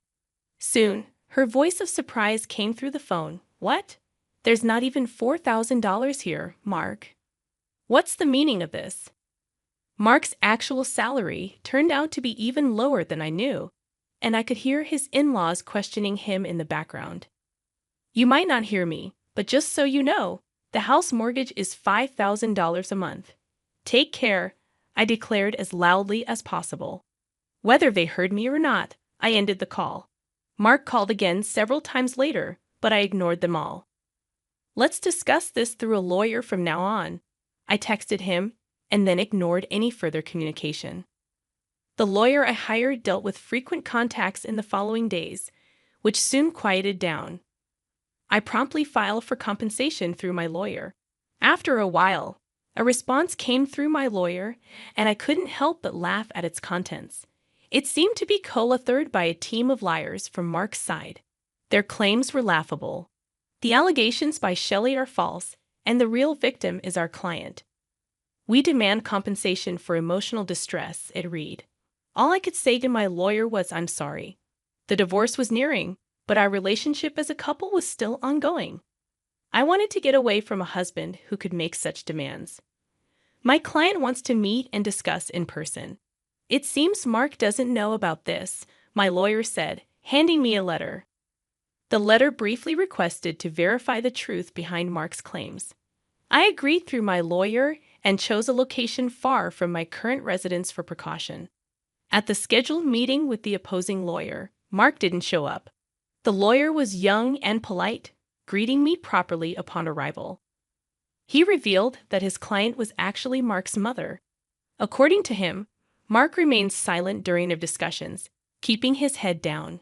His parents kept accusing me, claiming I fabricated fault to demand compensation. As I listened, the lawyer handed me a document detailing the alleged malicious actions. However, my lawyer and I noticed that the document was intentionally crafted to demean me. I explained each point in detail, and the opposing lawyer nodded earnestly, showing understanding. My lawyer presented evidence in line with my explanations. I see the content of your statements is completely different, Jelly. You have solid evidence and a strong case, he commented. Oh, this part is reversed. I pointed out and corrected a mistake. The opposing lawyer was visibly shocked. Once the explanation concluded, he left the room with the same politeness as when he arrived. My lawyer and I strategized to expose Mark and his parents' falsehoods, reaching out to other relevant parties to set up a meeting to discuss compensation. About a month after the meeting with the opposing lawyer, Mark and his parents arrived looking haggard. His mother glared at me as if seeing an enemy. You seem to be enjoying all this trouble. Who do you think is responsible for this situation? She asked, dissatisfied with the private dining room I had chosen. It was unfortunate that she didn't like the upscale restaurant she used to favor. However, her irritation might also be influenced by the fact that the opposing lawyer, having learned the truth, dropped their defense. Mother, you used to like this place, right? I anticipated her delight, but she met my words with a somber expression. We entered the restaurant, greeted by staff, briefed on our situation, and escorted to a private room. Mark remained silent until we were seated, then suddenly grew emotional. Shelley, I was wrong. Please help me. I can't go on like this. I'll do anything you say. Please come back, Mark pleaded, stunning his parents. I offered a kind smile, momentarily easing Mark's distress. However, I signaled my lawyer, who handed Mark a document. As Mark paled, I urged him to read it. His mother snatched it, glaring furiously. The document meticulously refuted each of Mark's claims in stark red ink. Enraged, she splashed water on my face, berating me for my arrogance. To everyone's surprise, I burst into laughter at the absurdity of the situation. My laughter caught them off guard, including my lawyer. "Yes, it seems I wasn't the perfect wife," I quipped. "I shared the burden of household chores, endured criticism for my infertility, and even had my earnings taken." As Mark's parents continued to rail against me, I signaled my lawyer, who produced a photograph. It depicted Mark entering a hotel with a young woman, my former boss and Mark's cousin Ashley. Shocked into silence, Mark couldn't deny the evidence. Ashley explained the situation, revealing Mark's infidelity. In the face of his guilt, I submitted the divorce papers and compensation documents. Mark, overwhelmed, began to cry. His parents, equally shocked, faced the reality of their son's actions. Within a month, Ashley informed me that Mark and his parents had moved due to financial strain. Mark's salary couldn't sustain their spending habits, and they sought rent assistance. The compensation for the deceived woman and myself was covered by Ashley's parents. Surprisingly, Ashley found love with Mark's former lawyer, drawn to his decisiveness. Embracing the unexpected turn of events, I started blogging about my experiences, leading to new writing opportunities. Since the divorce, I've been pursued by a corporate executive I met through business. Our relationship turned romantic, and he's proposed we live together. While I contemplate my answer, I'm certain of my decision. As I prepare for our date tomorrow, I reflect on the journey that brought me here, seated in front of my computer once again. Despite my efforts to be kind, it's disheartening that my sister-in-law spoke with an icy tone, seemingly pushing me away. She remained resolute about claiming my brother's estate and showed no willingness to compromise. I couldn't shake the growing anxiety that enveloped me, casting a shadow on my spirits. I'm Kathy Morgan, a 27-year-old doctor at a university hospital. My brother recently passed away, and today marks his funeral. I find myself at his house, surrounded by people who remember him. Amidst the crowd, Jocelyn, my brother's wife, approached me. "Ah, there you are, Kathy. I'm glad I found you. You've been working hard today. Could we talk over there for a bit?" Jocelyn asked, initiating a conversation. "Yes, Jocelyn." "Sure," I replied, following her. My brother and Jocelyn married 3 years ago and moved into the spacious house where we grew up. The house, meticulously built by our parents, boasted a large garden and other features. Despite our comfortable living arrangements, our family faced challenges. My mother battled a chronic illness, confining her to a hospital since my early childhood. My father's wealth allowed us a comfortable life, but he too succumbed to overwork and joined my mother in death. Left alone in the large house, my brother and I became each other's company. Though he continued living there and flourished in his medical career, I ventured into a life of my own after university. The days leading up to my brother's funeral passed in a blur. As we moved from crowded rooms to quieter hallways, Jocelyn approached me with a grave matter. "Actually, there's something I need to talk to you about, Kathy. It might seem too soon after the funeral, but it's about the inheritance. It's a very important matter."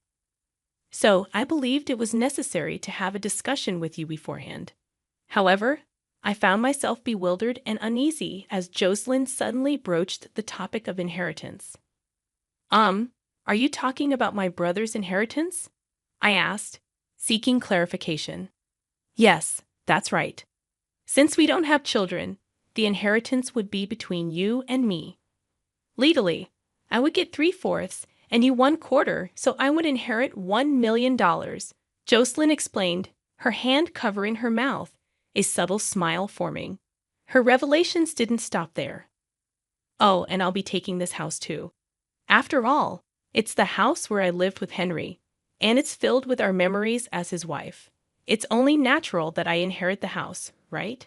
She continued. "What I wanted to confirm with you, Kathy, was this. You don't have any objections, do you?" Jocelyn spoke gently and calmly, but there was a lack of the expected sorrow over losing her husband. I had only met Jocelyn at my brother's wedding, making this our second encounter. The indescribable unease I felt during our first meeting returned as I observed her behavior. Back then, I only vaguely understood, but now, after losing my brother, she seemed to be revealing her true nature. Unable to contain my discomfort, I confronted Jocelyn. Jocelyn, I think this is not the way such important matters should be discussed. Properly, on another day, I asserted. Upon my objection, Jocelyn suddenly turned distant. Her previously calm face tightened, and she looked at me with cold eyes. Oh, is that so? I'm trying to be nice, and yet you don't understand. What a pity. Well, I have a reliable lawyer. I will make sure to get my share of the inheritance, she said, her tone condescending. I married Henry because he came from a wealthy family. Why would I marry such a serious and boring man for any other reason? He was truly uninteresting, and I'm genuinely relieved that he's gone from this world. I couldn't believe what Jocelyn was saying. My bad premonition about my sister-in-law was proving true. Did my brother know this side of her? If he did, why did he choose to marry someone so unsuitable for him? Shocked and unable to say anything, I watched as Jocelyn walked away, having said what she wanted and seen my reaction. She probably felt there was no need to stay any longer. I stood there frozen, overwhelmed by complex emotions. Even after returning to my own home, I felt downcast and engulfed in gloom. I had a feeling that more unpleasant things might follow, leaving me restless as these thoughts weighed on me. I found myself reminiscing about the years spent with my brother, feeling as if my heart would burst. Realizing I was now alone, tears involuntarily traced my cheeks. Then, a precious promise I had made with my brother vividly came back to me, as if I were seeing it right in front of my eyes. Kathy, I decided when I grow up, I'll become a doctor, one good enough to cure Mom's illness. If Big Brother is going to be a doctor, then I'll become one too. We'll study together and find a cure for Mom's illness, right? Let's work hard to become doctors together. Then Mom will surely get better, my brother had declared, his face beaming with happiness. That important promise echoed in my mind after our mother passed away. My brother reaffirmed his resolve to me, saying, Kathy, I've decided to pursue medicine. There are many people like Mom fighting against diseases. I want to continue researching until we find a treatment for her illness. I shared his sentiment, and together we seriously aimed to become doctors. But now my brother is gone, and I felt the weight of working hard for both of us. 3 days later, a problem arose. I received a call on my cell phone from the hospital where my brother had worked. The caller, Robert, a subordinate of my brother, apologized for contacting me suddenly and expressed a need to discuss something regarding Henry's wife. Agreeing to meet at the hospital, I waited in the cafeteria for Robert. He soon appeared and got straight to the point after a brief greeting. He explained, Actually, yesterday, Jocelyn suddenly came to the ward. She brought some sweets, saying my husband received great care here. Then she asked who was the closest to her husband among his colleagues. Describing Henry as kind and dependable, Robert recounted their college days and work experiences. However, Jocelyn's line of questioning seemed to change, as if she was probing for something more. She then asked, Is there anything my husband was hiding from me? Instinctively feeling that getting further involved was dangerous, I answered, Not that I know of. Suddenly, Jocelyn raised her voice, demanding to see where her husband's belongings were. She insisted that she could check them right there, threatening consequences if anything hidden was found. Understanding that Jocelyn was searching for something related to the inheritance, Robert explained that he refused her request, citing the confidential and personal nature of the ward. However, she was later seen wandering around the hospital, probing other staff. I couldn't forgive Jocelyn for barging into my brother's workplace and troubling unrelated people. Deciding it was best to meet with her directly and settle things, I thanked Robert and was about to leave when Jocelyn appeared at the hospital entrance. It seemed like she was planning to probe around the hospital again today. Noticing me, Jocelyn approached and spoke. Oh, Kathy, what are you doing here? Were you thinking the same thing, perhaps? I found myself speechless, maintaining a silent demeanor as Jocelyn suddenly burst into laughter. You're searching too, aren't you? You don't have to hide it. Searching for what? Pretending you don't know Henry's will. He must have thought that if I got it, nothing good would happen. He would have written a will to prevent me from getting the inheritance. If he did write one, he must have given it to someone without hiding it, so I probed you. But it seemed you didn't know, Jocelyn remarked, continuing her tirade despite my silence. But really, Henry's sister, not knowing anything, he must not have trusted you. You didn't hear anything even when Henry was suffering, did you? Henry didn't rely on you, it seems, she continued, her words hitting me like a barrage. My head spun, and I gradually lost track of what my sister-in-law was saying. Given your reaction, you really didn't know. About a year ago, I noticed Henry's demeanor was different, so I asked him if something was wrong. Then he said he might be ill with the same disease as your mother. He looked very troubled. His complexion was poor too. Henry was often busy and away, and I was out too, so we didn't see each other much at home. But I noticed something was wrong with him. He must have been suffering mentally. As for me, I married him thinking I'd never have to worry about money. To be burdened with caring for a chronically ill husband was the last thing I wanted, Jocelyn confidently explained, seemingly unaware of the impact her words had on me. In shock, particularly about Henry suffering from an illness, I stood there stunned. Henry sounded normal during the occasional phone calls. He must have hidden it, not wanting to worry me. But I should have noticed something was wrong. We were the only siblings, and I didn't even know that he was suffering from the same illness as our mother. It was terrifying, especially since I had witnessed our mother suffer from it. While I was lost for words in shock, Jocelyn pressed on. Are you blaming yourself, Kathy? Honestly, you and your brother are too serious and gloomy. It's sickening. I can't wait to get the inheritance and say goodbye to such dreary people. After her cutting remark, Jocelyn was about to leave when Robert's voice came from behind me. Excuse me, is this really a conversation to have in the middle of the hospital? Frankly, it's a disturbance. There are other patients here. If you're done, please leave. Robert, is that you? Were you eavesdropping just now? That's very polite of you. Even if Jocelyn raises her voice, if it's a conversation I don't want to hear, I can't help but overhear it. Jocelyn retorted, turning around with a surprised expression. Ah, Dr. Hansen, weren't you abroad? When did you return? Ah, yes, that's right. I departed from there the day before yesterday and just returned. I was supposed to come back sooner, but my flight was delayed. You're Kathy Morgan, Henry's sister, right? I was just about to go see you. This is perfect timing. Yes, I am Henry's sister. I awkwardly responded to the sudden conversation. Scott, seemingly searching for something, began rummaging through his bag. Where is it? Ah, here it is. Here you go. This is Henry's will. He asked me to give it to you if he died. Sorry, it's late.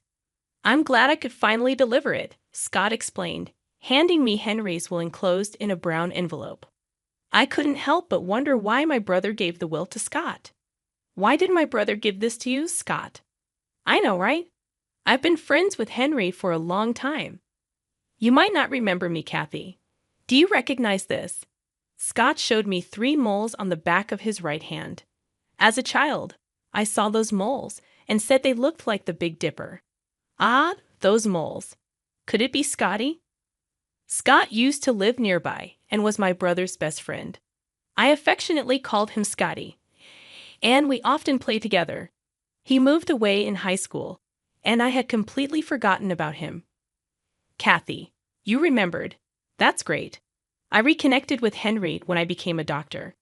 I'd always felt we were similar, but I never imagined we'd end up in the same profession. Henry talked about surprising you with our reunion, but then he found out about his illness. That's when he came to me with a request. He knew I also had a law degree, so I guess that's why he trusted me with his will, Scott explained. Finishing his explanation, Scott turned toward Jocelyn, addressing her with a cold tone. Ah, about the inheritance, you might want to give up. Deceiving a kind-hearted person like Henry might work, but not with me. Unfortunately for you, Henry was aware of your cunning nature. He asked me to watch over his wife in case something happened to him. I've been getting reports from his subordinates about your abnormal behavior, Jocelyn. You were planning to find the will, forge it, and claim the inheritance, weren't you? But if it's too late now, it's in your best interest to back off quietly. Besides, Henry said the right use of the inheritance is something only my sister Kathy would understand. I see, so that's how it is. But to trust a sister who didn't even know about her brother's illness to leave a large sum of money to such a young girl, really, what was he thinking? Who knows what she'll use it for? Jocelyn maintained a defiant attitude, but her face had paled slightly. Looking around, I noticed a crowd had gathered due to the commotion. Among them were young doctors talking to each other. Hey, isn't that the person who wrote that paper and made headlines recently, right? I was thinking the same. That's Kathy Morgan, Henry's sister. I read her paper on rare disease research, and it was truly impressive. I heard she's going to do research abroad soon. The conversation among the young doctors caught the attention of other medical personnel, causing a buzz in the area. More discussions were overheard. Isn't that Henry Morgan's wife causing a scene? She's famous for being seen around Fifth Avenue. Oh, well, that's true. Shopping for luxury brands, going on trips, living a flashy life. I heard she's been supporting a gigolo. Maybe she's after the inheritance. That's possible. I mean, she's been wandering around the hospital, asking questions. It's creepy. Amidst various conversations, I realized I hadn't yet checked the will from my brother. I peered into the brown envelope in my hands. Inside, there was a piece of stationery and a white envelope marked Will. Upon opening it, I saw it began with "To Kathy" in my brother's handwriting. As I read through it, I was so shocked by the contents that I instinctively handed the will to Scotty. Scotty, this is... After reading the will, Scotty smiled quietly and addressed Jocelyn. Jocelyn, it seems you've lost. Henry was planning to end his marriage with you. The letter says so. About the marriage certificate you forced him to write, it seems Henry never submitted it, so he wanted to assure his sister that she could rest easy. You and Henry were effectively in a common law marriage. You never had any right to the inheritance in the first place. That's a lie. There's no way he would do such a thing. Jocelyn's momentum faded, and she began muttering quietly to herself. Kath, can I see that envelope too? May I? Oh, sure. Scotty peered inside the brown envelope and confirmed its contents, then added another blow. Here's the official will as well, Jocelyn. If you want to see for yourself, I won't stop you. Feel free. Jocelyn's face turned ashen, and she looked visibly upset. She seemed at a loss for words, her lips trembling. Continuous criticism of Jocelyn rose from the onlookers. Jocelyn, now without an escape, was frozen in place. Soon, the hospital's administration, alerted by the commotion, had the crowd dispersed to their respective duties. When I looked up again, Jocelyn was gone. After that day, she disappeared from our family home and never reappeared before me. Following my brother's will, I inherited the estate. My research paper on the rare disease that affected my mother and brother received high acclaim, leading me to relocate overseas to continue my research. Part of the inheritance was used as a donation to help those suffering from the rare disease, and the rest was allocated for research funding. Scotty, my brother's best friend, and now more than that, became my life partner. We, as medical colleagues working abroad, are planning to register after our marriage this June. Our hope to free more people from the grip of the disease that afflicted my mother and brother remains unchanged. Together as husband and wife, we aim to continue our research, supporting each other along the way. Hello, I'm Bianca, 30 years old. It's been a while since this incident occurred, but I feel the need to discuss it while the details are still fresh. Let me begin from the start. The first person I want to introduce you to is my husband, Matt. Matt and I first met back in high school. I was a shy kid with too much anxiety to make friends. However, for reasons only known to God, Matt took a liking to me. We were paired as lab partners in chemistry, and that's how we started talking. It took me a while to open up, but when I did, Matt asked me out on a date. Keep in mind that Matt was one of the most attractive guys at our school, athletic and smart. Despite being an anxious mess, I wasn't oblivious. I said yes, and our one date turned into many more. The longer I spent time with him, the more comfortable and open I became. I loved that I could finally express myself around someone. Matt was caring and understanding, never pushing me to do anything that would make me uncomfortable. I felt like I had hit the jackpot with him. Now, let me introduce you to my mother-in-law, Olivia. Olivia had faced challenges in life. Her husband, Matt's dad, had passed away when the boys were young. She raised them on her own, and I was always in awe of how she managed it. However, the issue was her unbearably overprotective nature, especially towards Matt. The first time I met Olivia, she scowled at me, and her overprotectiveness only intensified over time. She seemed to have a vendetta against me, never missing an opportunity to talk trash. Initially, I didn't pay it much mind, but as it continued, I spoke to Matt about it. One evening at dinner, when Olivia made a rude comment about my appearance as Matt left the room, he walked back in and confronted his mom. He told her she couldn't make such comments and defended me. Olivia tried to downplay it as a joke, but Matt stood his ground, demanding an apology. Even though I knew Olivia's apology wasn't sincere, it felt amazing that Matt stood up for me. I was grateful that Matt had my back, no matter what. Olivia continued to behave the same way even years after Matt and I were together, but it became easier to bear knowing that Matt had my back. The next person I'll introduce you to is Trent, Matt's younger brother. Trent was the only other person who made an effort to talk to me. He took an interest in getting to know me, and being Matt's family, being comfortable around him was a lot easier. We shared a lot of the same interests, and in general, got along really well. Matt was actually happy that I got along with at least one of his family members. For the longest time, I thought I had made a special friend with Trent, but as I tell you the events of the story, you'll realize just how wrong I was. The last person I want to introduce you to is Rachel, Trent's wife, and my sister-in-law. Rachel was the kind of person to bend over backwards to please someone else, regardless of whether the person was right or wrong. When she met Olivia for the first time, they got to talking and Rachel pretty much agreed with every view that Olivia had about me. Soon, Rachel became Olivia's partner in everything against me. That really hurt me. I mean, Rachel didn't even know me and she made an effort to get to know me, but she hated me because Olivia did. Over time, I learned to let go of it. Coming back to my relationship with Matt, we decided to get married once we were both financially stable. That took about 3 years after graduating from college. Once we had well-paying jobs and were able to purchase a house, we decided to tie the knot. Of course, Olivia was not happy with that.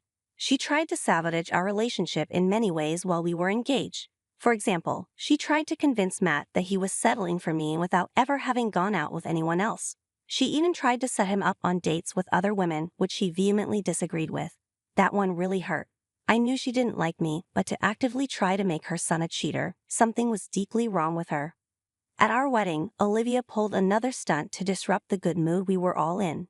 When it was her turn to make a toast, she began to talk about how her son was marrying a woman she disapproved of and genuinely hoped that he would come to his senses soon and leave me. I cried, obviously, but Matt was furious. He had her kicked out, and for the rest of the night, he never left my side. That incident was what made Matt and me lose contact with Olivia. We didn't speak to her, except for the holidays, for the entirety of the next 2 years.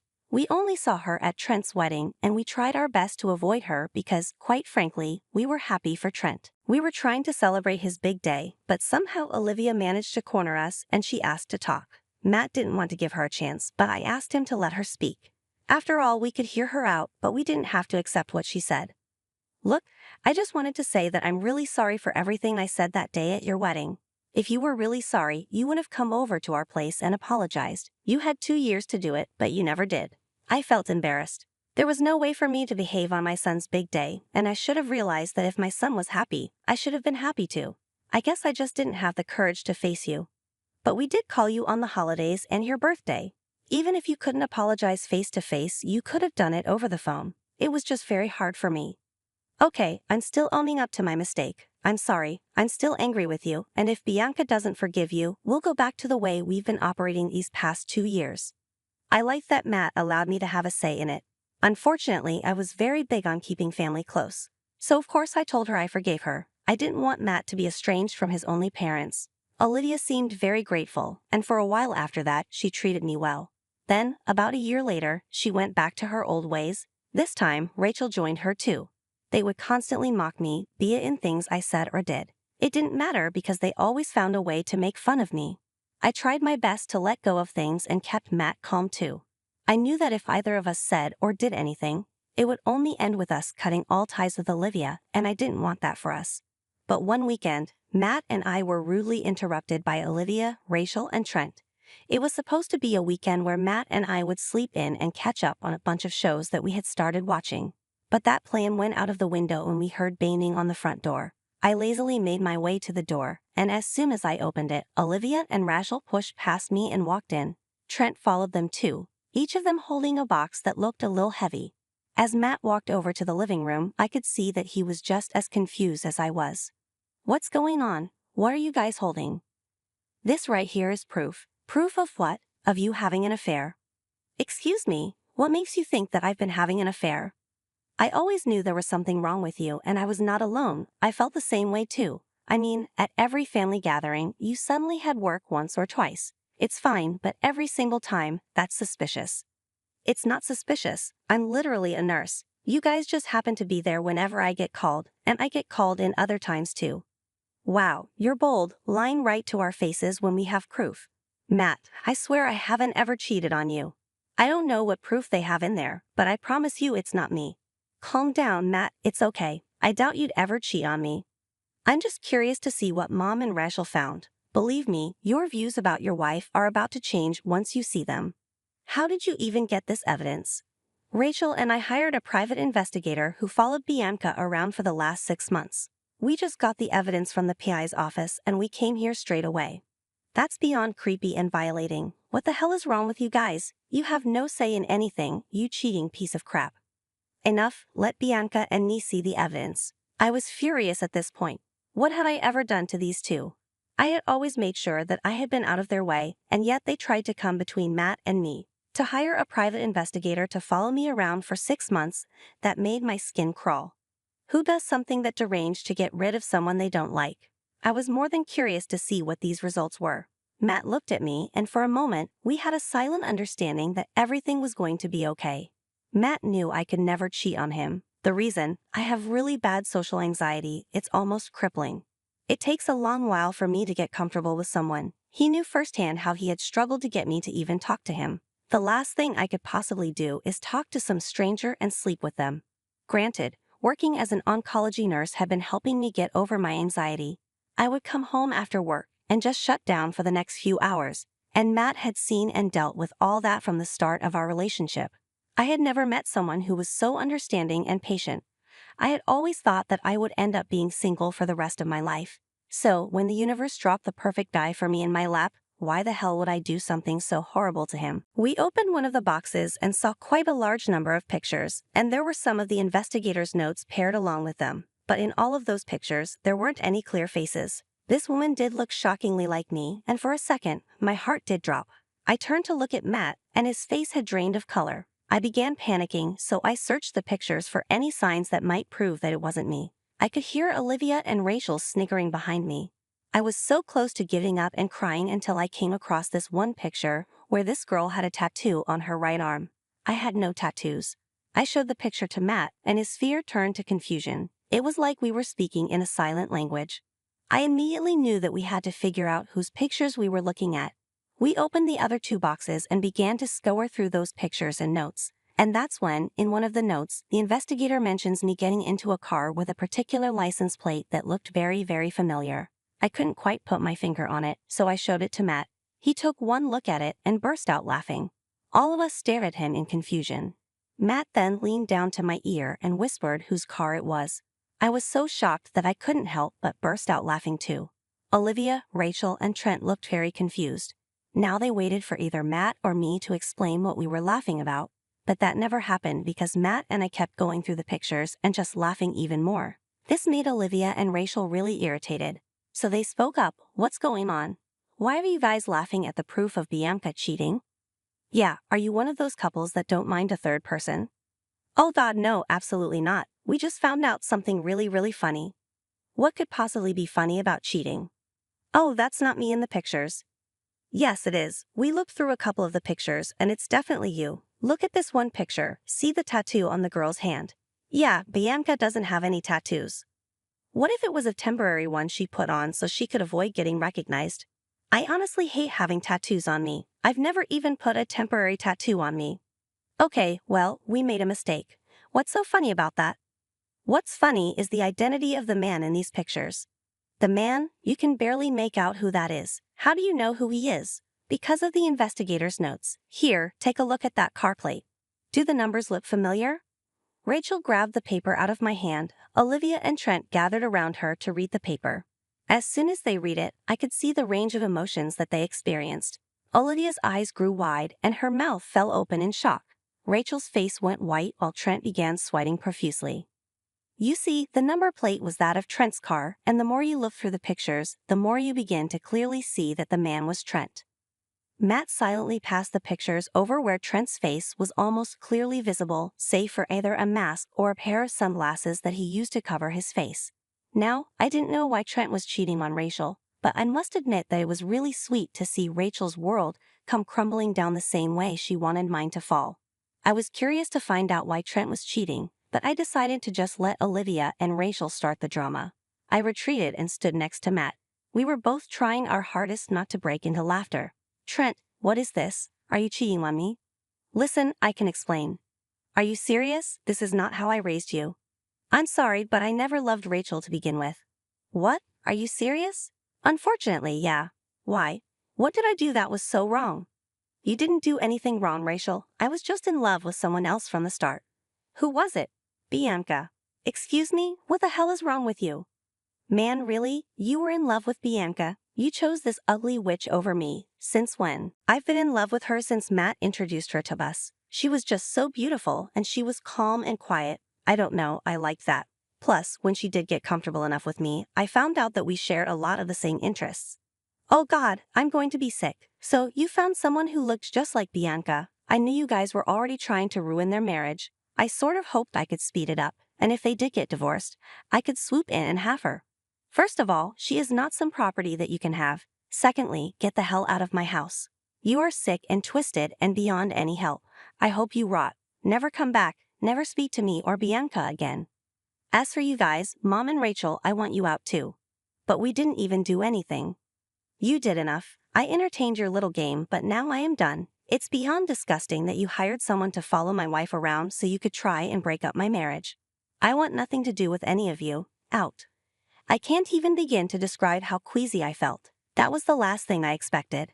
I just remember Matt holding me until I started breathing regularly. I was disgusted by the way Trent saw me. I had only gotten comfortable with him because he was the only one in Matt's family who actually tried to get to know me.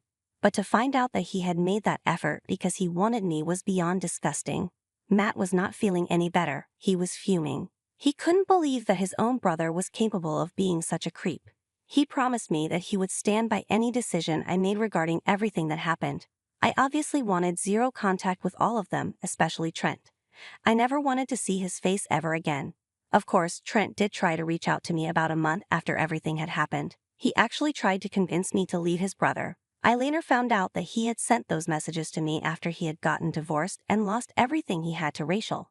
I had blocked him right away then, but when I think back on it now, it's amazing that he possessed that amount of audacity. Anyway, I had to go back to therapy for a while after that incident. I needed a place to vent about my feelings, and since it concerned his brother, Matt would get too wound up about it. He too went to therapy to sort his feelings out. It's been about a year since all of that happened. Matt and I have moved on and are living full and happy lives.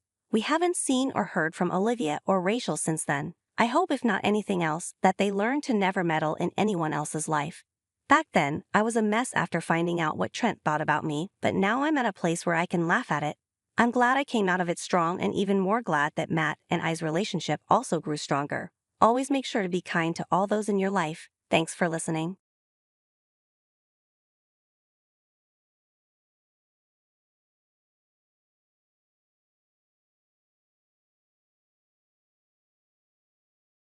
My name is Sophia, and at 31, I work part-time at a neighborhood supermarket. Today marks the beginning of November, a time when things start to get busy as we head towards the year-end. The manager approached me. expressing interest in discussing some time off over Christmas. It felt unusual, as it's not often I request time off. The truth is, I began, we're thinking of spending Christmas at my husband's parents' house this year. I'll need to take the 24th and 25th off. Oh, that's what it's about. Of course, that's fine, the manager replied reassuringly. You're always working hard, Sophia. Thank you. That's a great help. Isn't your husband's family based quite far away, and you're from around here, right? The manager inquired. Yes, I'm from the neighboring town, but my husband is from Boston, I explained. Boston, huh? That's quite a distance, the manager remarked. Yes, it is. Unfortunately, due to circumstances, we haven't been able to introduce Alexander yet, I shared. Even more reason for you to head back. Don't worry about the store. Go and visit, the manager encouraged. Thank you. I appreciate your understanding, I expressed gratefully. Alexander is my 2-year-old son, currently attending a child care center. When I gave birth 2 years ago, a certain societal issue made it difficult to introduce him, and we haven't found the right time. Recently, things have finally started to calm down, and it seemed like a good time. My husband, Lucas, is a medical technician at a hospital, making it difficult for him to take time off, so we were particularly keen to make it happen this Christmas. Later, Lucas returned home after Alexander was asleep, and as we shared a late dinner, he brought up the discussion we had agreed upon regarding getting time off from work. Oh, by the way, I'll call my dad, Lucas mentioned. He tried to reach me while I was on my way home. Whenever there's news, it's always my dad who calls. My mom is the quiet type. She tends to delegate communication tasks to my dad. That's true. Now that you mention it, I nodded in agreement. My father-in-law has a cheerful personality, Lucas added, and he was quite friendly when we first visited to announce our marriage. He's always laughing and engaging in conversation. On the other hand, mother-in-law, as I put it, is quiet and speaks sparingly. Honestly, since getting married, we've hardly had the chance to converse, and I was hoping this visit to Lucas's home would help close the distance a bit. Lucas ended the call with his dad and turned to me, saying, Dad is really excited to meet Alexander. He can't stop talking about it. Let me know if there's anything you want or need, he said, casting a thoughtful glance my way. I couldn't help but wonder what would unfold when we arrived, but I found solace in their excitement. My parents had also urged us to go this year, insisting we introduce Alexander. But you love father-in-law and mother-in-law too, don't you? Poof, we're both in the same boat, aren't we? Anticipation filled us as we finally returned to Lucas's home. The day we had been eagerly awaiting had arrived, Christmas morning. After about a 4-hour drive, we pulled up to Lucas's house just before noon. I noticed sister-in-law's family's car parked there, indicating their early arrival. Merry Christmas, we called out as we stepped into the entrance. There, with a beaming smile, stood father-in-law. Good job on the drive. Take it easy today. In his arms was Ava, sister-in-law's daughter. Oh, Ava, you've grown so much, I explained. I'm 6 years old now, she announced proudly. Really? You're in elementary school, I replied, amazed. Oh, there's Alexander, Ava said, stepping down from father-in-law's embrace to greet him. Alexander returned her smile, melting our hearts. Come on in, father-in-law ushered us into the living room, where sister-in-law Isabella and her husband awaited. Isabella's husband offered a warm smile, while Isabella herself appeared distant. Merry Christmas, we greeted them, but there was no response from Isabella. Feeling a bit awkward, I tried to brush it off as Lucas joined us and greeted them warmly. Isabella, Henry, Merry Christmas, he said. Oh, we haven't seen each other for a while, have we? How have you been? Isabella, who had been staring at us until a moment ago, now flashed us a smile. Did they just ignore me? It seemed like neither Isabella's husband nor Lucas noticed. Maybe I'm overthinking this, I thought, trying to shake off the discomfort as I settled into the living room.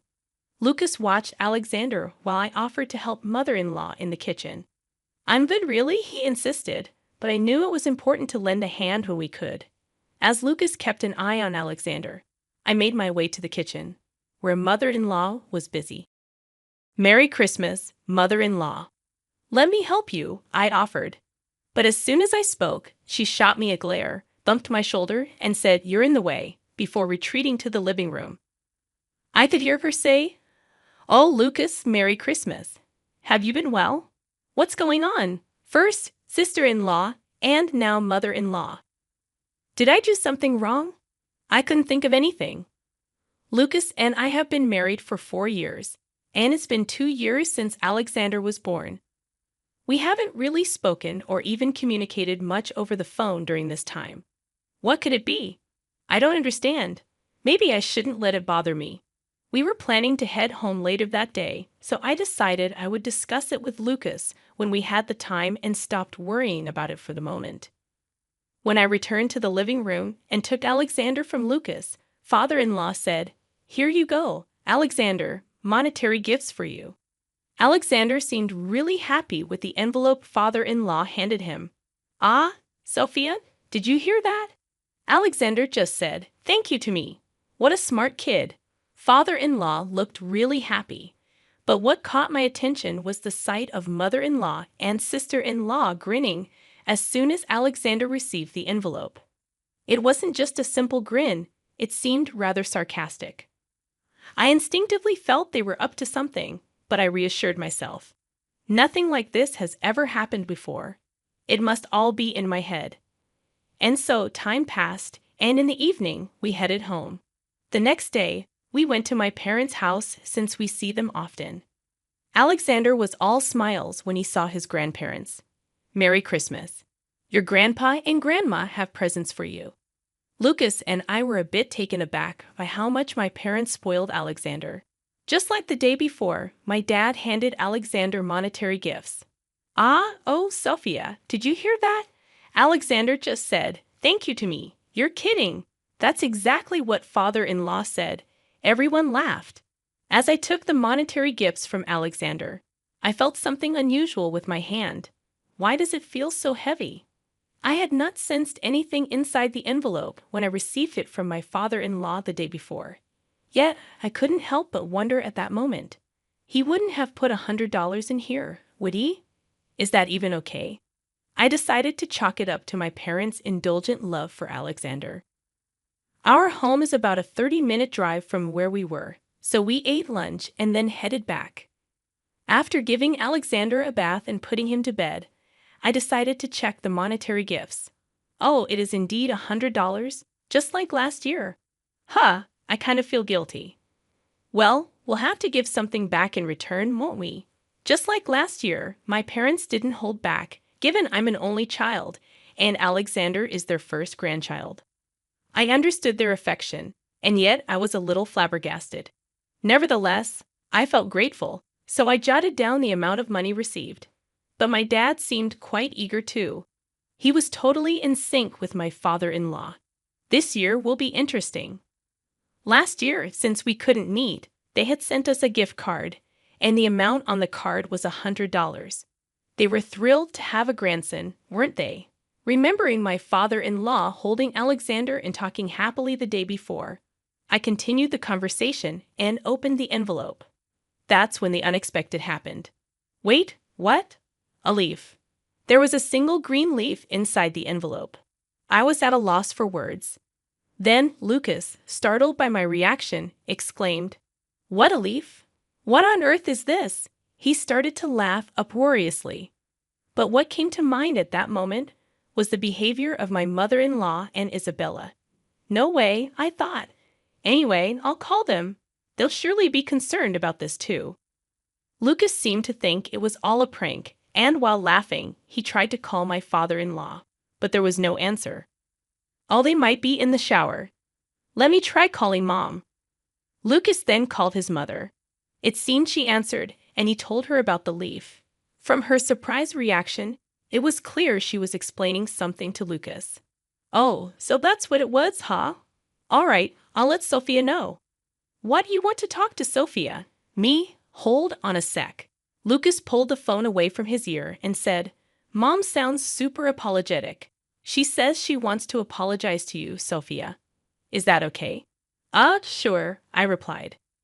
While his words were surprising, I reluctantly took the phone from Lucas and picked up the call. Hello.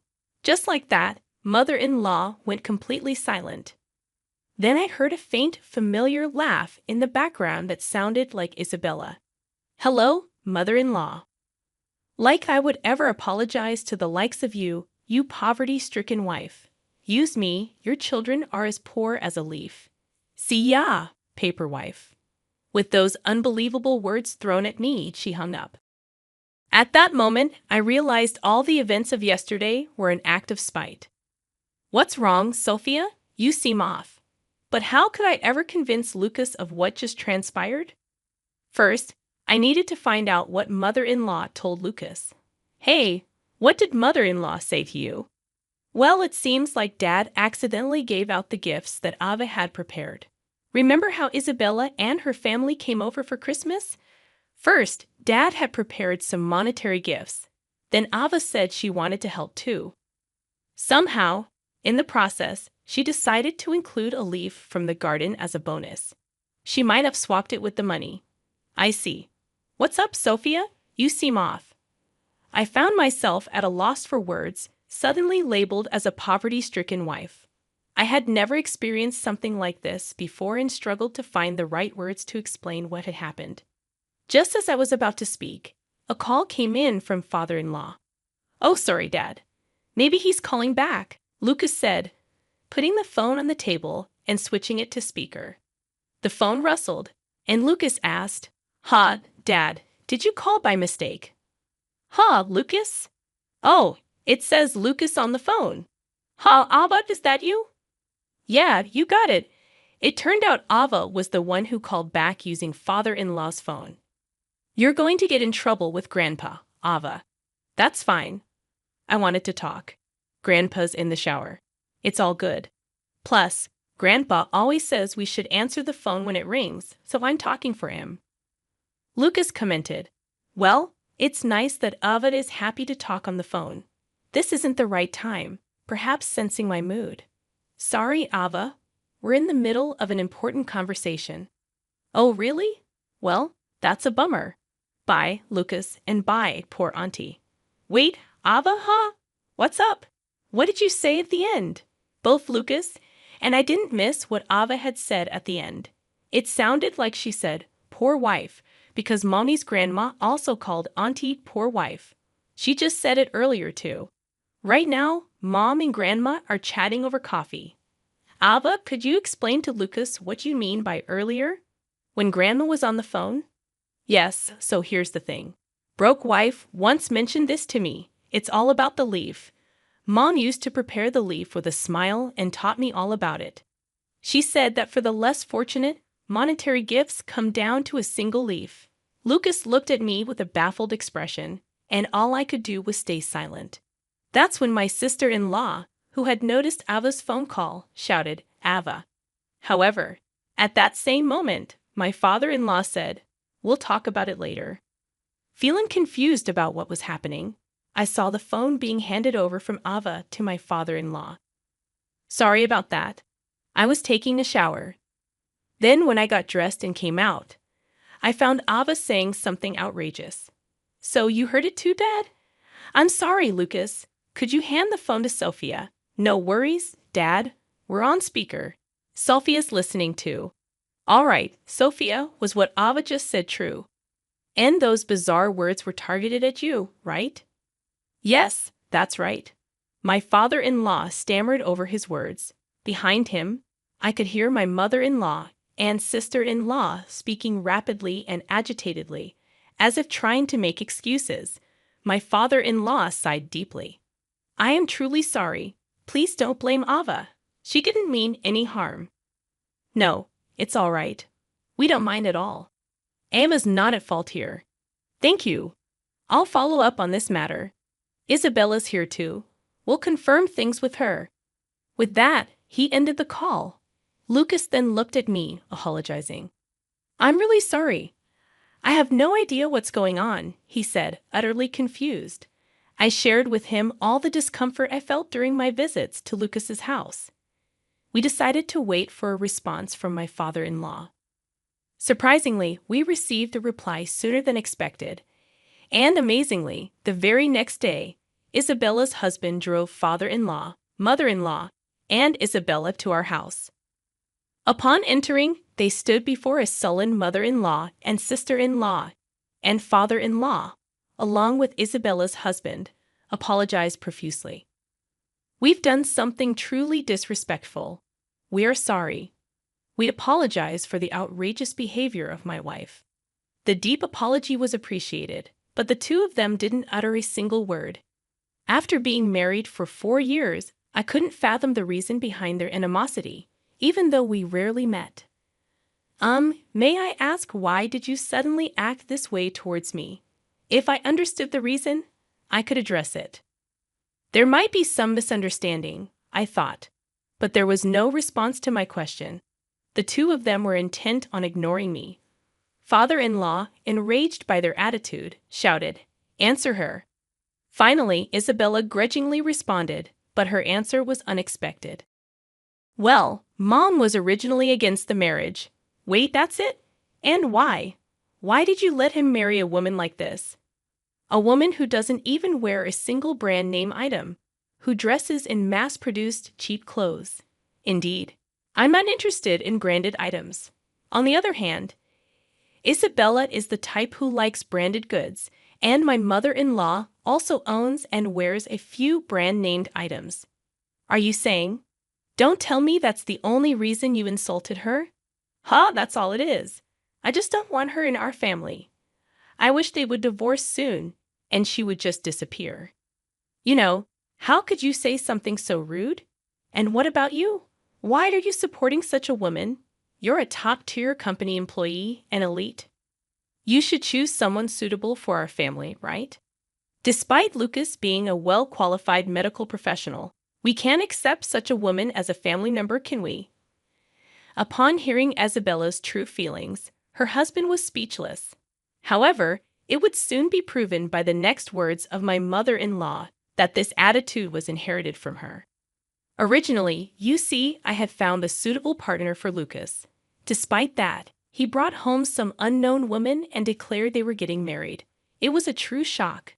"What, you were doing such a thing without telling us?" "There are limits to what's acceptable to do to Sophia. But it's fine, isn't it?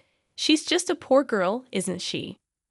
Her parents didn't seem very impressive either, quite impoverished, don't you think? She wasn't wearing a single branded item. In other words, she's from a struggling household that finds it hard to make ends meet, right? What? What are you saying? Besides, to love a child born of such a woman, impossible. It would taint our precious Ava. We had plans for her to marry a friend's child. Upon hearing his mother's true feelings, Lucas was speechless. Feeling the same way, wondering how I could have missed all this, considering that my father-in-law called not out of interest but disinterest, everything makes sense as harassment. "Well, it's fine if you divorced. Please do it as soon as possible. Let's go. We don't need to get involved in this farce," I said, ready to clear up a misunderstanding for the sake of my pride. Just as my father-in-law was about to say something, I was ready to defend myself. The ones who dramatically opened the living room door were my parents. "It's been a while, father-in-law, mother-in-law. Did Sophia call you?" My parents, aware of the situation, had arrived just in time. When they heard that my father-in-law was coming over, I had contacted them. It seemed they had heard some of mother-in-law's terrible comments from outside the door. Their timing was perfect. My parents approached mother-in-law with serious faces. "What is it?" Then my parents took out business cards from their breast pockets and said, "Here you go." Amazingly, they dropped their business cards at mother-in-law's feet, their attitude seeming to say, "Pick it up." I had to try hard to suppress my laughter. The one who rose to their bait was Isabella, picking up the business card and shouting, "Stuck arrogance from a poor person. You didn't even wear any branded items today, and your clothes look mass-produced." As soon as she looked at the card, she realized her mistake. Mom startled. Mother-in-law also looked at the business card Isabella held. You two are executives of Valac Clo. Yes, my husband and I started out together. He's an executive at the headquarters. I'm the head of planning. Our daughter quit when she got married. You know that, right? Both of my parents are currently working at the headquarters of Valac Clo, a famous low-cost apparel brand. I also, after graduating from college, while I had spoken to my father-in-law and mother-in-law about myself at the time of our marriage, my parents had never explained their situation. So she could go back to work anytime she wanted, right? What? That's amazing. You work at that famous fashion brand's major corporation. So what do you mean we're poor? That my grandchild is the grandchild of a poor wife because you opposed the marriage? It's okay to harass us. It's not. We're really sorry. But that apology was only because my parents held executive jobs. Needless to say, it was beyond the point of being resolved by just an apology. Henry looked disappointed as he said, I thought it was a good thing to leave Ava with my parents, but you? I stuttered. I'll drive you home, but after that, we'll live separately. What? What are you talking about? I'm glad I got to see your true face. Let's discuss our divorce when we get home. Henry then left the house. At that moment, my father-in-law also stood up, bowed deeply to my parents, saying, I'm really sorry for what happened. He then turned to us. I'm really sorry. I'll be in touch. Looking sternly at my pale-faced mother-in-law, he said, Be prepared when you get home. Before he too exited our house, my mother-in-law and Isabella hurriedly grabbed their belongings and rushed out. I caught my breath at home. After my parents kindly offered to pick up Alexander from the child care center later, I received a call from my father-in-law. He told me that my mother-in-law had been forcibly sent back to her parents' house. It's a de facto separation. Apparently, they made this decision because they were unsure what she might do to Alexander. But it's a separation with a premise of divorce, and it seems they are waiting for the right timing. As for Isabella, the divorce was finalized immediately after she returned home. Henry obtained custody of Ava. Isabella, of course, has taken refuge in my mother-in-law's house. But she seems to be getting a good scolding from my mother-in-law's mother, who knows the truth and is currently on a job hunt. We continue to live our busy daily lives. It feels really good to not only see our child grow up as parents but also to share this joy with his grandparents. Take care of this, slave, John chuckled smugly, further insulting me as he tossed his dress suit my way. The suit struck me, causing water to spill. Ah, wipe it up, will you, and bring me another glass of water. Drunk as he was, or perhaps because of it, John's true feelings became apparent. In his eyes, I was nothing more than a slave. I threw the dress suit into the laundry bag with all my might, only to notice something sticking out of the suit pocket. Unfolding the crinkly, tightly folded paper, he had instructed me to take care of it, and so I intended to do just that. Beyond wondering why such a thing existed, I felt as if this was my ticket to freedom, an escape from all the irritation and dissatisfaction I experienced with John. I rushed out of the house and promptly submitted the divorce notice to the office. My name is Vanessa Owen, currently 50 years old with 2 children, Nicole, my firstborn, followed by my son Matt. From the beginning of my relationship with John, I never got along with his parents. Despite their disapproval, I loved John and believed we could be happy together. We eloped, defying my parents' objections, and started living in a small apartment. However, John was perpetually unhappy about our elopement-style marriage, nagging about leaving my parents for this marriage. There was a good reason for our rushed marriage. Nicole was already on her way. Despite John's knowledge of this, my parents opposed the marriage mainly because John never formally introduced himself. However, I don't intend to blame John entirely, acknowledging my faults.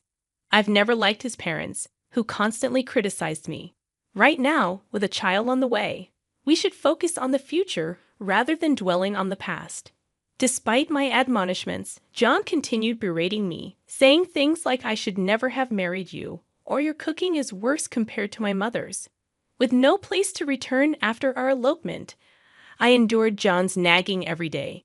Despite everything, John adored our children and our kids, Nicole and Matt, kept our marriage together through high school. When Jan was promoted to department head and brought colleagues home, including a male subordinate named Rob and a female subordinate named Jenna Manning, our marital relationship deteriorated. Though John had a good reputation outside the house and was highly trusted by colleagues, our family barely functioned. At one gathering, John's words revealed his true feelings, saying he could divorce me anytime, but I wouldn't let him go. This admission, disguised as a joke, made me realize the depth of his dissatisfaction.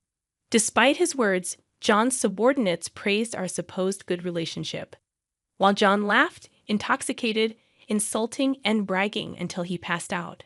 His subordinates helped with the cleanup. As we cleaned up in a friendly atmosphere, Jenna spoke up, revealing that the director actually praised me at work. Unbelievable! I laughed, and Jenna chimed in, it's true. He always says his family gets along well. The president admires that too. The president values family in that regard. The director is always praising his family, so the president tells everyone else to learn from him. That kind of joke earlier only works if there's a good relationship, right? Gina, seeming a bit tipsy, happily chatted away about John's behavior at work. If that's true, that's good, I repeated, forcing a smile. I muttered under my breath, trust was long gone between us. I quickly realized that John was just saying those things to make himself look good. I've heard that good liars mix a bit of truth in their lies. Jan was probably deceiving his colleagues in the same way. I didn't know if it was his nature or a calculated move. But this made me truly despise Jan. I disliked how he shamelessly used the family as a facade. However, our children were still students, and I wanted them to go to college. As John said, think of the children. I couldn't divorce him. However, Jan had never brought up divorce either. We were just living life without making waves. In this life, our children grew up honest and cheerful. Nicole graduated from a local university and joined a nearby company. 3 years later, Matt, who had left home for university, also found a job locally and decided to return home. I was genuinely happy that the children were coming back, and when both became working adults, it felt like a weight was lifted off my shoulders. Then another happy event occurred.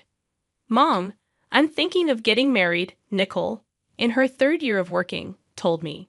Her partner was a senior at her company, Chris Adams, a fine young man who had spent his childhood overseas.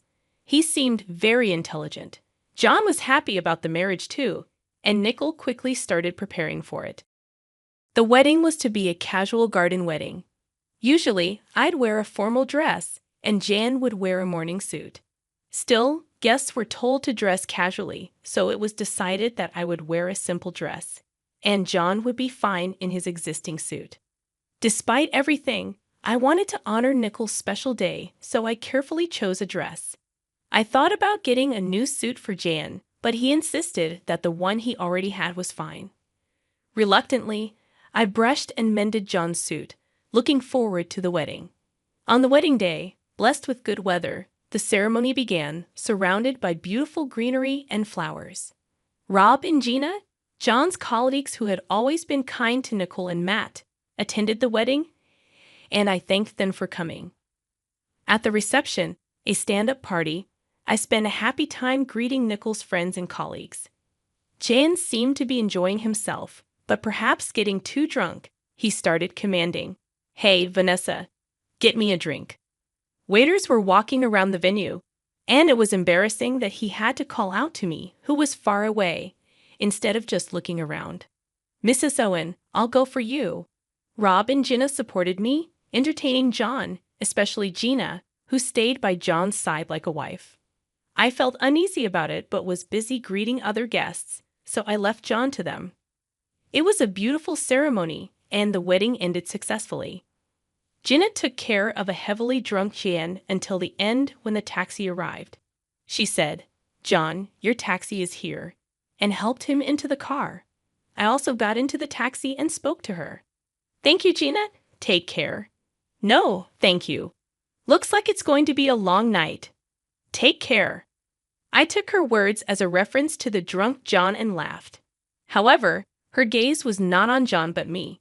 I felt strange again, but I said goodbye and returned home with Jan. Nicole and Matt went to the after-party, leaving just the two of us in the taxi. Jan seemed a bit more cheerful after a nap. When we got home, he walked in on his own. Usually, we didn't talk much, but Jan, more drunk than usual, couldn't stop talking. Finally, the kids are off our hands. I was worried about Nichols turning out like you, but I'm glad she got married. He belittled me as usual. John lay on the sofa. Vanessa, water, and then he arrogantly ordered me around. I sighed inwardly and went to get in water. Here's your water. Take off the suit if you're going to sleep. It'll get wrinkled. I said that and put the water on the table. John, getting up, said as he undressed. You're really useful. You do everything. I can't believe you'd speak that way, even if you're drunk. Hey, slave, take care of this. John chuckled smugly, throwing his dress suit at me. The suit hit me, causing water to spill. Ah, wipe it up, will you, and bring me another glass of water. Whether drunk or not, it must be his true feelings. John thought of me as a slave. I was initially angry, but the anger didn't last long. Seeing Jian snoring loudly in front of me, I surprisingly felt nothing. I realized that I had become indifferent to Jian, lacking even hatred or love. After picking up the suit that John had carelessly thrown aside, I noticed his trousers had also been discarded. Feeling irritated again, I stood before the bag for dry cleaning, angrily throwing the suit into the bag with all my strength. That's when I noticed something sticking out of the suit's pocket. What? I muttered to myself, surprised, and pulled it out. It was a piece of paper, crisply folded. As I unfolded it, I had to cover my mouth in shock. At that moment, I remembered Gina's words about the night being long, so that's what she meant. Realizing this, a smile involuntarily formed on my lips. He said to take care of it, so I should, right? I could hear the excitement in my voice. The piece of paper in front of me, which had come out of John's suit pocket, was a divorce notice already filled out by Jan. Yeah, that must be it. He meant for me to submit it, so I will. More than wondering why it was there, I felt like it was my ticket to freedom. It seemed like an escape from all my irritation and dissatisfaction with John. It was still 8:00 p.m., and the dry cleaners were still open. I grabbed the dry cleaning and the divorce notice, rushing out of the house. After dropping off the suit at the cleaners, I headed straight to the government office. Please take this. I went to the 24-hour service desk and, with a smile, handed over the hastily completed divorce notice. Then I hurriedly packed my things, taking only what I needed. I left the house with John still snoring loudly. For the time being, I decided to stay at a hotel, soaking in a large bath and sleeping in a comfortable bed until morning. However, the next morning, my phone had several missed calls, all from John. It surprised me that my number was still in John's phone. Yes, where are you? Just as I was thinking about it, another call came in. Reluctantly, I answered, and John's panicked voice came through. He must have been surprised to wake up and find me gone. After all, the spilled water is still there, a clear sign of something amiss. Where are you? Just as I was about to respond, John continued, We came home together, didn't we? The water is still spilled, and your clothes are gone. What's going on? From his words, it was clear he didn't remember what he had said the previous day. I sighed and said, You told me to send the suit to the cleaners, right? Well, there was a completed divorce notice in it. I thought that meant I should submit it, so I did. John erupted on the other end of the phone, yelling, What? How dare you do something so reckless? Do you realize what you've done? I was surprised by his reaction, but no matter how angry John got on the phone, it didn't bother me. You're so loud this early in the morning. I'm about to have breakfast at the buffet. Bye. Probably there was nothing to eat at home since I'd always prepared breakfast every morning. There was neither bread nor cereal stocked up. Nickel was likely at the hotel given as a wedding gift, and Matt wouldn't wake up until afternoon, having probably stayed out late drinking. John must be panicking alone in a house without food. With that thought, I savored my delicious breakfast. After breakfast, I immediately went to look for an apartment at a real estate agency. I didn't have the luxury of choice. I urgently needed to find a new place to live, but thankfully, I stumbled upon an apartment just a few blocks down from Nicole's new place. Moreover, the real estate agency was hiring part-time staff. I found both a home and a job that day and felt immensely grateful to the company. On my way back to the hotel, I received a call from Matt. "Mom, where are you? Dad's making a fuss." I had been ignoring calls from John, so he must have forced Matt to call me. Matt's voice still sounded sleepy. "I've divorced your father. I'm leaving the house, so take care." "What? What do you mean?" Matt sounded surprised by my words. Anyway, I needed to explain everything properly to my children. I decided to call Nicole that day and explain everything at the house. "Why'd you suddenly call me here?" Nicole looked anxious, understandably so. Yesterday was the peak of happiness, but today she was called to the house for something serious. She must have known it wasn't just a casual conversation. I felt sorry for her, but my parenting days were over. Being a parent is forever, but I want to live as a person, not as anyone's slave. I shouldn't feel ashamed for this. Even though I thought this, I couldn't shake off the guilt towards my children. A sudden divorce? What do you mean divorce? Both of them questioned me simultaneously, and even John, taking advantage of the situation, joined in. That can't be true, right? Convince her. Despite being the root cause of the issue, John played the victim. It was turning into a 3-against-1 situation. I wanted the children to understand that this divorce wasn't just my whim. All I did was submit the divorce papers that your father had already filled out. Why am I being treated like the villain when it was your father who had prepared them in the first place?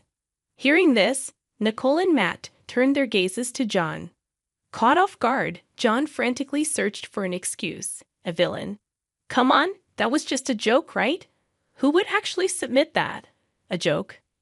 Do you have any idea how much that joke has worn me down? Jen flinched at my loud voice. Nicole and Matt clammed up, exchanging looks. Besides, for a joke, it was too well prepared, don't you think? To me, it looked like something prepared to convince someone. John turned red and argued back, spitting out his words. His panicked state made the children realize something was amiss. I couldn't help but burst into laughter at John's behavior. No need to get so worked up. It's like you're admitting it's true. You set me up. You're the one who got angry at my deduction. Listening to our conversation, Nicole cautiously asked a question. What do you mean? I decided it was time to tell them everything. Well, you're not children anymore, so I have to tell you. Your father and Gina are having an affair. What are you talking about? John turned pale and stood up. Nicole and Matt looked shocked at first, but then directed looks of contempt at John. I found it strange. She used to call him director, but recently it's been John, and her words about our happy family felt insincere. That can't be. While she said she'd invite us, it felt like she was mocking us. A woman's intuition is often right. John was sweating unnaturally, unable to make any excuses. His behavior only confirmed my suspicions. While it was a shock, it was more about betrayal than lost love, which allowed me to keep my composure. But what really kept me sane was my role as a mother. To think she was invited to the wedding. I'm sorry, Mom, Nicole started crying. Jan looked hurt by her words, but he had no right to feel hurt, and Nicole shouldn't feel responsible. I only became sure of it yesterday. It's not your fault, Nicole. I comforted Nicole. As I said this, Matt sighed deeply, giving John a sharp look. I knew Mom and Dad weren't close, but this is too much. John's voice trembled pitifully. I had no choice. She kept pressuring me for a divorce, and I had to invite her to Nicole's wedding to convince her. Even the divorce papers, you used me. Otherwise, she said she'd tell the president about the affair. Anger made my fists tremble. After our force, she wanted to become John's next wife and take my place as Nicole's mother. So she had to attend the wedding. That's why he reluctantly invited her. planning to initiate the divorce afterward, showing her the completed divorce notice as proof. I never intended to really divorce you, it's true. Sure, you never intended to let go of your slave, did you? What are you saying? I never thought of you that way, John desperately pleaded, but Matt interjected. But Dad, you always said it would be easy to marry a woman who obeyed everything like Mom does. What? You always belittled Mom but never divorced her because you thought it was convenient for you. I stood up. Is there any reason I should stay married to this man?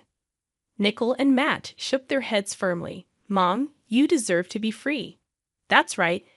And you'll always be our mom, even if Dad becomes a stranger. Nickel wiped her tears and smiled through her sniffles. After that, we left the house.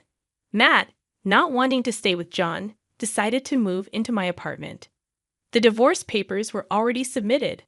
We still had to sort out the property division, but I was relieved to distance myself from John. A month later, one of John's subordinates, Rob, visited the real estate agency. When I started working here, huh? Aren't you Director Owen's wife, Rob? Thank you for coming to Nickel's wedding the other day. What brings you here today? Actually, I broke up with my girlfriend and thought about a fresh start. Maybe moving to a new house. Rob smiled awkwardly as he sat down in front of me. Oh, I see. I had heard about Rob's girlfriend a few times. He seemed to care for her deeply, but it must not have worked out. Wanting to cheer him up, I responded with a smile. We found a suitable place, but since it was lunchtime and the person in charge of viewings was out, we scheduled a viewing for another day. By the way, when did you start working here? Director didn't mention anything about it.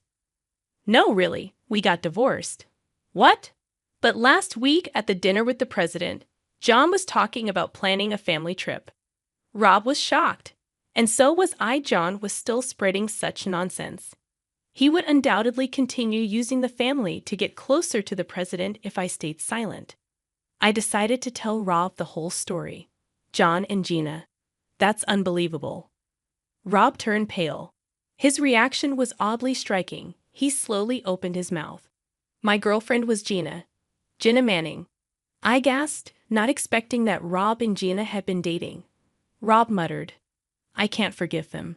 I silently watched him. Mrs. Owen, I can't forgive the two of them. I'll inform the president. His determined gaze met my nod of agreement. I felt the same way. I refused to be manipulated by John any longer. Rob left the shop, saying he'd come back for the viewing another time. He had my contact information from Nickel's wedding. I was sure he would contact me eventually. That day after work, as I was heading home, Rob contacted me immediately. Mrs. Owen, I told the president. His voice was much more energetic than the time we met, made me smile.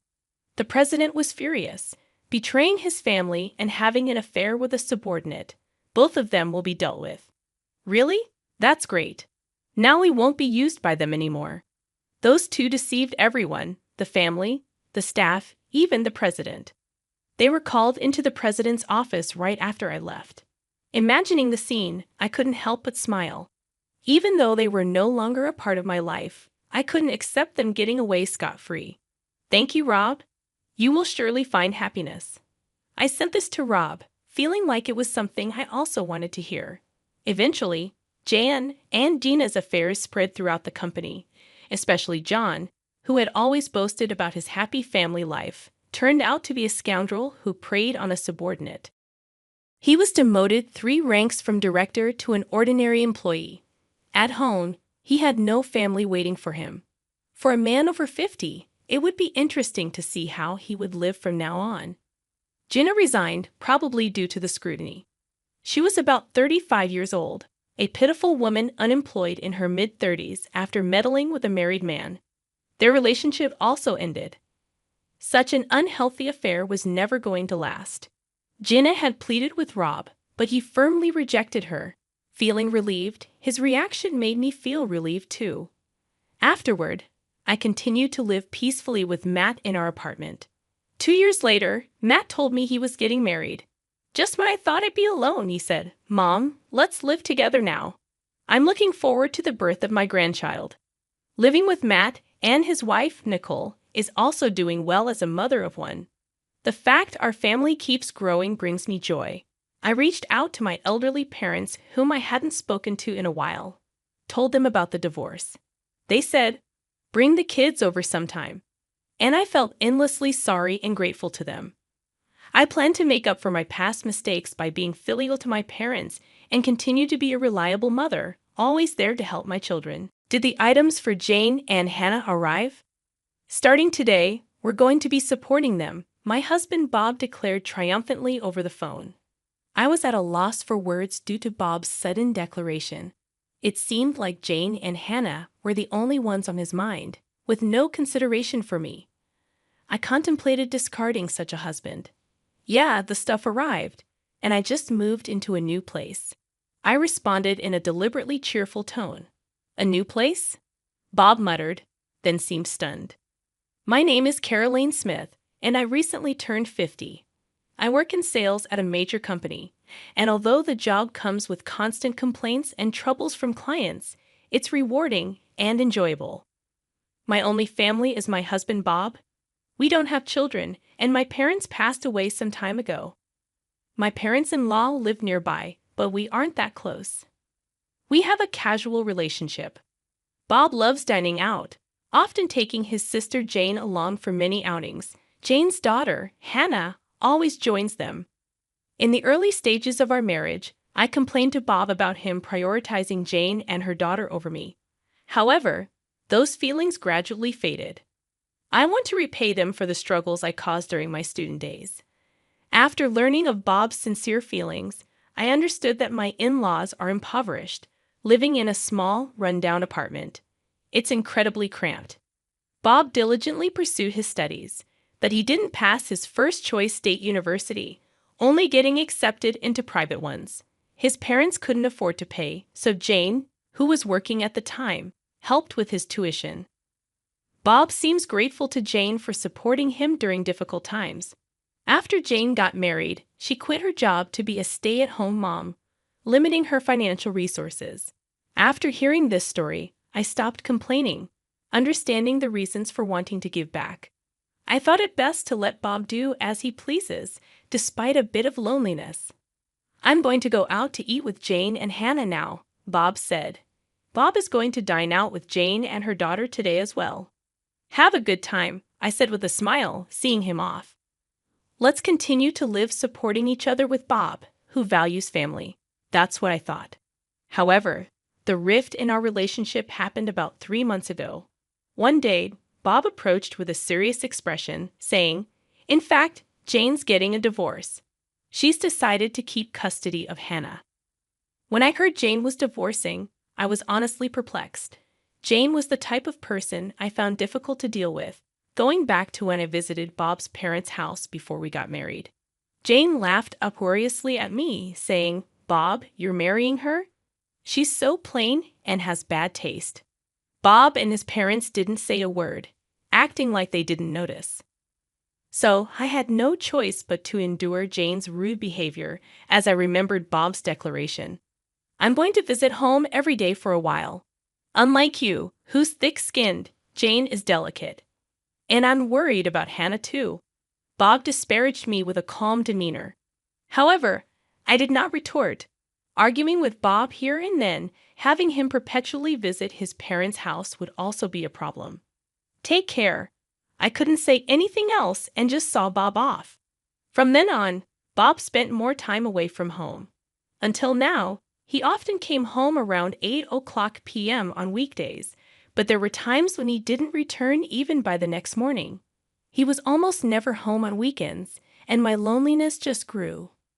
When I returned from work and called out, there was no response at all, and the room was pitch dark. He must be at his parents' house again. With Bob's absence, I often found myself downhearted. However, when Bob was home, he began to annoy me more and more. That day, Bob was uncharacteristically at home, but he made an unthinkable request of me. "Jane told me you haven't given a housewarming gift yet. You're so stingy. You're getting a bonus soon, right? Buy her a designer bag or something," Bob said, as if I must do so. "A housewarming gift? Why do I have to give one? Why don't you do it, Bob?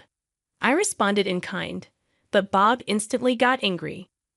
You married into this family, so Jane's your family too, isn't she? Don't you think it's ill-mannered not to even be able to do a simple thing like giving a gift to family? Bob berated me. The lecture from Bob went on for about an hour.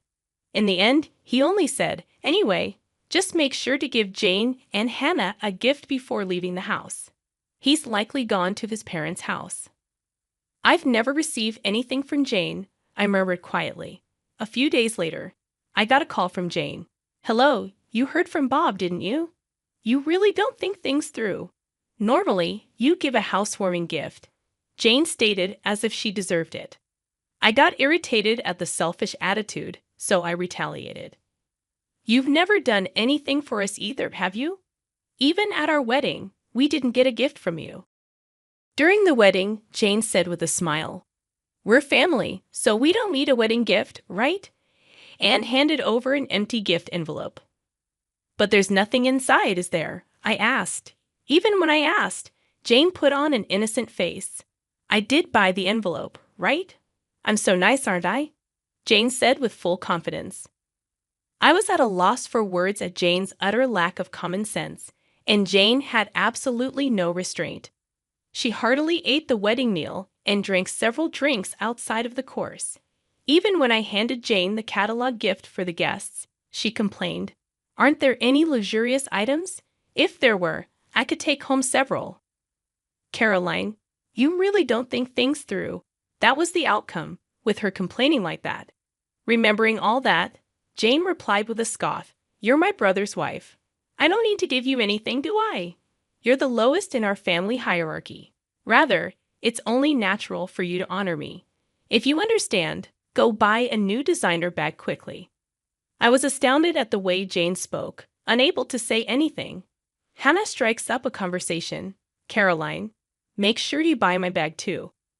It has to be the one exclusive to the Fifth Avenue store, or I won't forgive you." "Bye, Hannah," laughing loudly with a ha-ha-ha. Hung up just like that. Unbelievable. Why am I the only one who has to endure this? I heaved a big sigh. After that, Bob just stopped coming home. Whenever he did come back, he would take money from my wallet without any regard for my desperate attempts to stop him. "You're always at home, so you're not going to use the money, right? I'll use it for something worthwhile. Be grateful."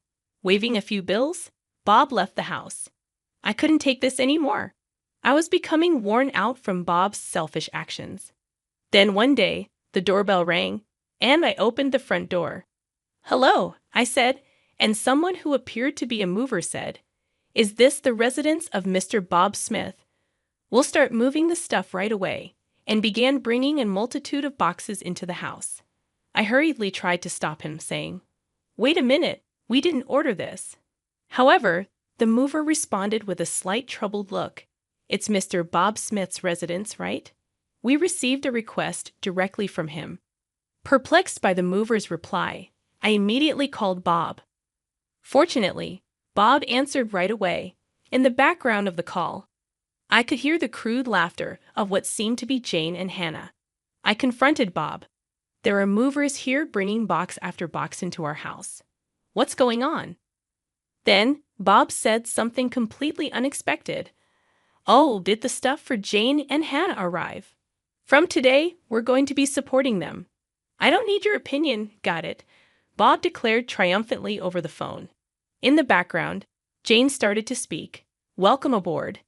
Since you don't have kids, you must be thrilled to take care of our Hannah, right? Be grateful." Hannah voiced her displeasure with a tinge of offense. "What? This old lady is going to be like a parent? So embarrassing. I can't tell my friends."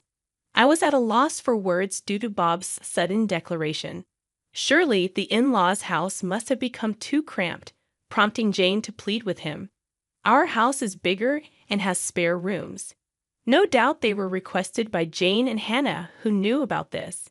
It seemed like Bob only had Jane and Hannah on his mind. There was not a shred of consideration for me. I might as well discard such a husband. I made up my mind as I remained silent. Bob continued to issue orders. Additional baggage will arrive in a week. I bought new furniture for Jane and Hannah online, so make sure to get things sorted out. We'll stay at our parents' place until then. We can't live in a room scattered with boxes. Bob said so with a laugh. Hey, isn't this too pitiful for Caroline? She has to sort out our stuff all by herself. Jane was also snickering. It's our precious belongings. Handle them with care. Hannah had the audacity to demand. I wanted to hang up this call so badly. All right. I simply said that and immediately hung up the phone. Right after hanging up the phone, I swiftly sprang into action. A week later, Bob called again. Did the additional baggage arrive? Did you tidy up the room properly? Bob probably wants to know the current state of the house. He seemed somewhat anxious. Unable to calm down, so I smiled sweetly. Yep, the stuff arrived. And I just moved into a new place. I responded in a deliberately cheerful tone. Ha, a new place. Bob muttered and then was stunned. In fact, on the day Jane and Hannah's belongings first arrived, I promptly sprang into action and headed to a local real estate agent, directly negotiating to find a place to live. Initially, they declined, stating it was impossible, as most places require renovations before moving in or have handover procedures, meaning you can't move in on the same day. However, after checking with several agents, I was introduced to a women-only shared housing. It came with automatic locks, providing a safe environment for women to live in. The bathroom, toilet, and kitchen were shared, and electricity and gas were already set up, allowing for immediate use. Additionally, a cleaning service came regularly, making it a well-thought-out housing option. Since it was furnished, minimal luggage would not be a problem. According to the real estate agent, there was just one room available. I'd like to see the room right away. I immediately requested from the agent. They took me to view it straight away. And just by taking one look inside the room, I decided I'll take it. When I shared this story, Bob was visibly shaken, even over the phone. Moving out on your own is utterly unreasonable, isn't it? We're a married couple. Apologize to me right now and come home, Bob scolded me. Jane, perhaps shaken, hysterically asked, What's happening with our room? Hannah too yelled angrily, Don't mess with us, old hag. Wang didn't rebut. Bob said, as if he thought of something clever, Do you think it's okay to do such a selfish thing? If we get divorced, you'll be the one in trouble, you know. That's right. With your age and looks, you won't find another suitor in the future, right? You're just a plain old lady. Your future is looking pretty bleak. How pitiful. Serves you right, Jane said, sounding rather pleased. In the background over the phone, Hannah was laughing and saying, The old lady's done for. At that moment, Bob said, sounding smug, If you apologize to us sincerely from now on, I'll forgive you. Unlike you, we're kind after all, he snorted through his nose, laughing. In the background of the call, Jane and Hannah were shouting in agreement, so I decided to set the record straight. Actually, Bob should be the one apologizing, don't you think? I know about the affair you're having. Bob was visibly shaken. The truth is, Bob had been cheating for over 3 months. The other woman was a colleague from his workplace. How did you find out? I thought I'd been utterly discreet. Bob asked, his voice trembling with fear. He must have been so sure he wouldn't get caught, so it wasn't surprising he reacted that way. Being the kind-hearted person that I am, I decided to tell him. I hired a private investigator just in case, because you've hardly been home, right? I thought maybe you were cheating. Good thing I trusted my instincts, and since Bob stayed silent, I just kept on going. I was shocked when the PI got back to me. They finished the investigation in 3 days. You were seeing her every day, huh? Those meals out with Jane and Hannah were only on your days off, it seems, I said, laughing. According to the PI's findings, Bob had been gallivanting around with his mistress every day after work. The money he'd likely been taking from my wallet must have been for her. Bob and his mistress were often close together, making it easy for the PI to get good pictures. I'm going to divorce you, Bob, and I'll be demanding alimony. And, of course, from your colleague, the mistress as well. Expect a certified letter at your office. Smirking at Bob after receiving the PI's results, I headed straight to a law firm. Even the lawyers seemed rather taken aback by the conclusive evidence I presented. "How dare you?" Bob spat out, clearly irate. When a certified letter arrives at the company, even without opening it, they'll probably have a pretty good idea of what's going on. It's not just going to Bob, but to his mistress at the same company. Surely, everyone at the office will find out about their affair.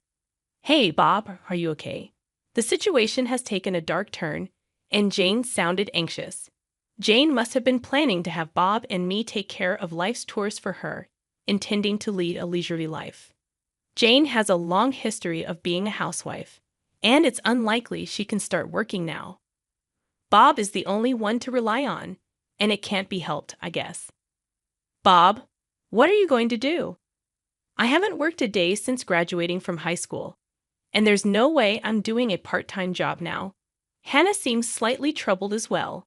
Even when Jane and Hannah blame him, Bob remains silent, unable to say anything. I delivered a further blow to Bob. "Bob, you probably haven't saved any money, have you? It said in the investigation report that you've been generously spending on your mistress, even bought her the new designer handbag. Maybe you're in debt too." I dropped a bomb, and whether Bob is shaken up, he can't find the words. Ignoring him, Jane is yelling at him. "What? You don't buy them for me. But why did you get them for your mistress? Are you kidding me? Plus debt? How much do you owe? I hate you, Bob. Even though I begged so much, you never bought me anything." Hannah also scolds Bob in a high-pitched voice. On the other side of the phone, Jane and Hannah are noisily complaining. "Caroline, I really am sorry, so please handle these two somehow," Bob pleaded with me in an exhausted voice. But I have no intention of forgiving Bob. "Why don't you deal with it yourself? I'm not involved, and it's what you deserve. Better tell your mistress soon. If you dilly-dally, a certified mail will reach your company, you know," I said to Bob with a smirk. Damn, Bob seemed frustrated. Ignoring such a Bob, I spoke. "Well then, do your best, and please give me plenty of alimony." I hung up the phone right there. After hanging up, there were several calls from Bob, but I ignored them. Let Bob and Jane struggle as much as they want. I muttered quietly and set Bob's contact to block incoming calls. After that, my divorce with Bob was finalized.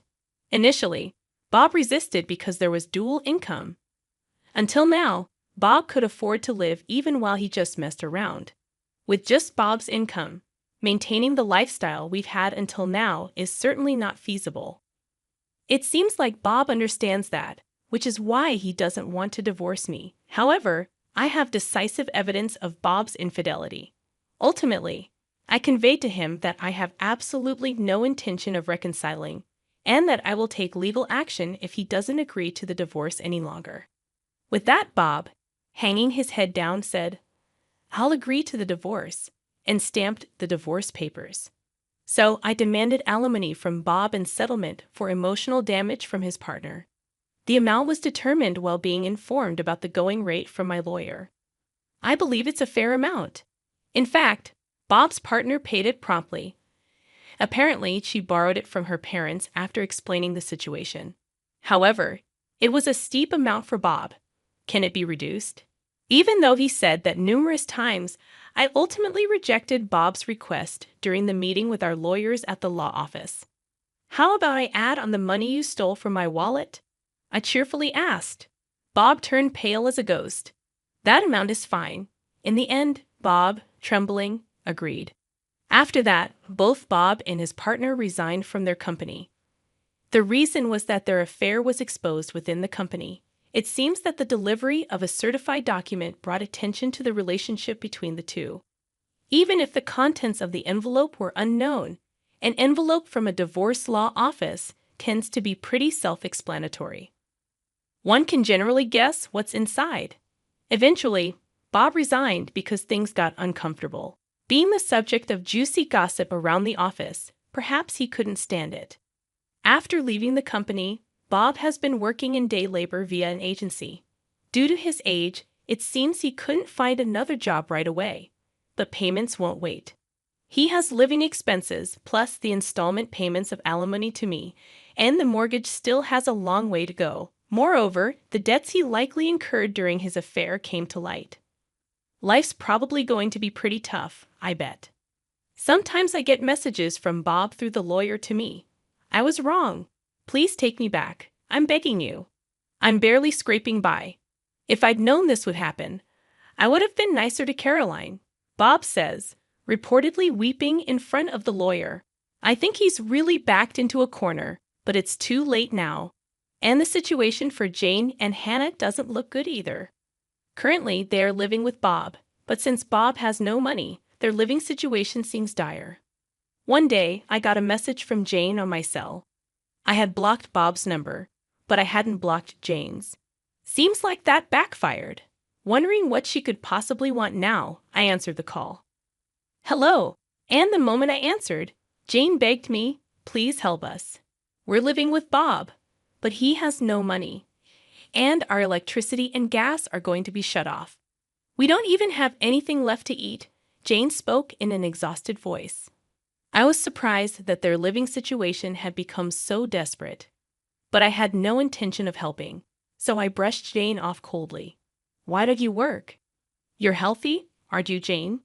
You used to work back in the day, right? Then Hannah, presumably next to Jane, spoke up. Caroline, isn't that harsh? You're working at a major company. You wrangled money out of Bob and his affair partner. So you must have some financial leeway, right? So you have a duty to support Mom and me. If you tell us your address, we'll come there. Take care of us. Hannah apparently has no intention of working even now. It's truly exasperating considering she's still young. Biting back a sigh, I conveyed my stance. Now that I'm divorced from Bob, I'm a complete stranger to you, Hannah. I have no intention of supporting you, and I don't want anything more to do with you. Don't call me again. As soon as I finished speaking, Hannah shouted, Don't mess with me, you old hag. You should just quietly take care of us. Tell us your address right now. After that, they kept shrieking for quite a while. Their characters will likely never change for the rest of their lives. I have nothing to do with this anymore. Goodbye. With that, I hung up the phone. I immediately blocked Jane's number. I never want to deal with them again. In their current state, they will likely face more hardship. But it's their own laziness that brought this upon them. I think it's fine if they continue to suffer. A year later, I decided to move out of the shared housing. It's a bit sad to leave where I made friends. The reason I'm leaving this fun and lively place is because I decided to adopt a dog. I met the dog at an adoption event a dog-loving friend invited me to, and I went along.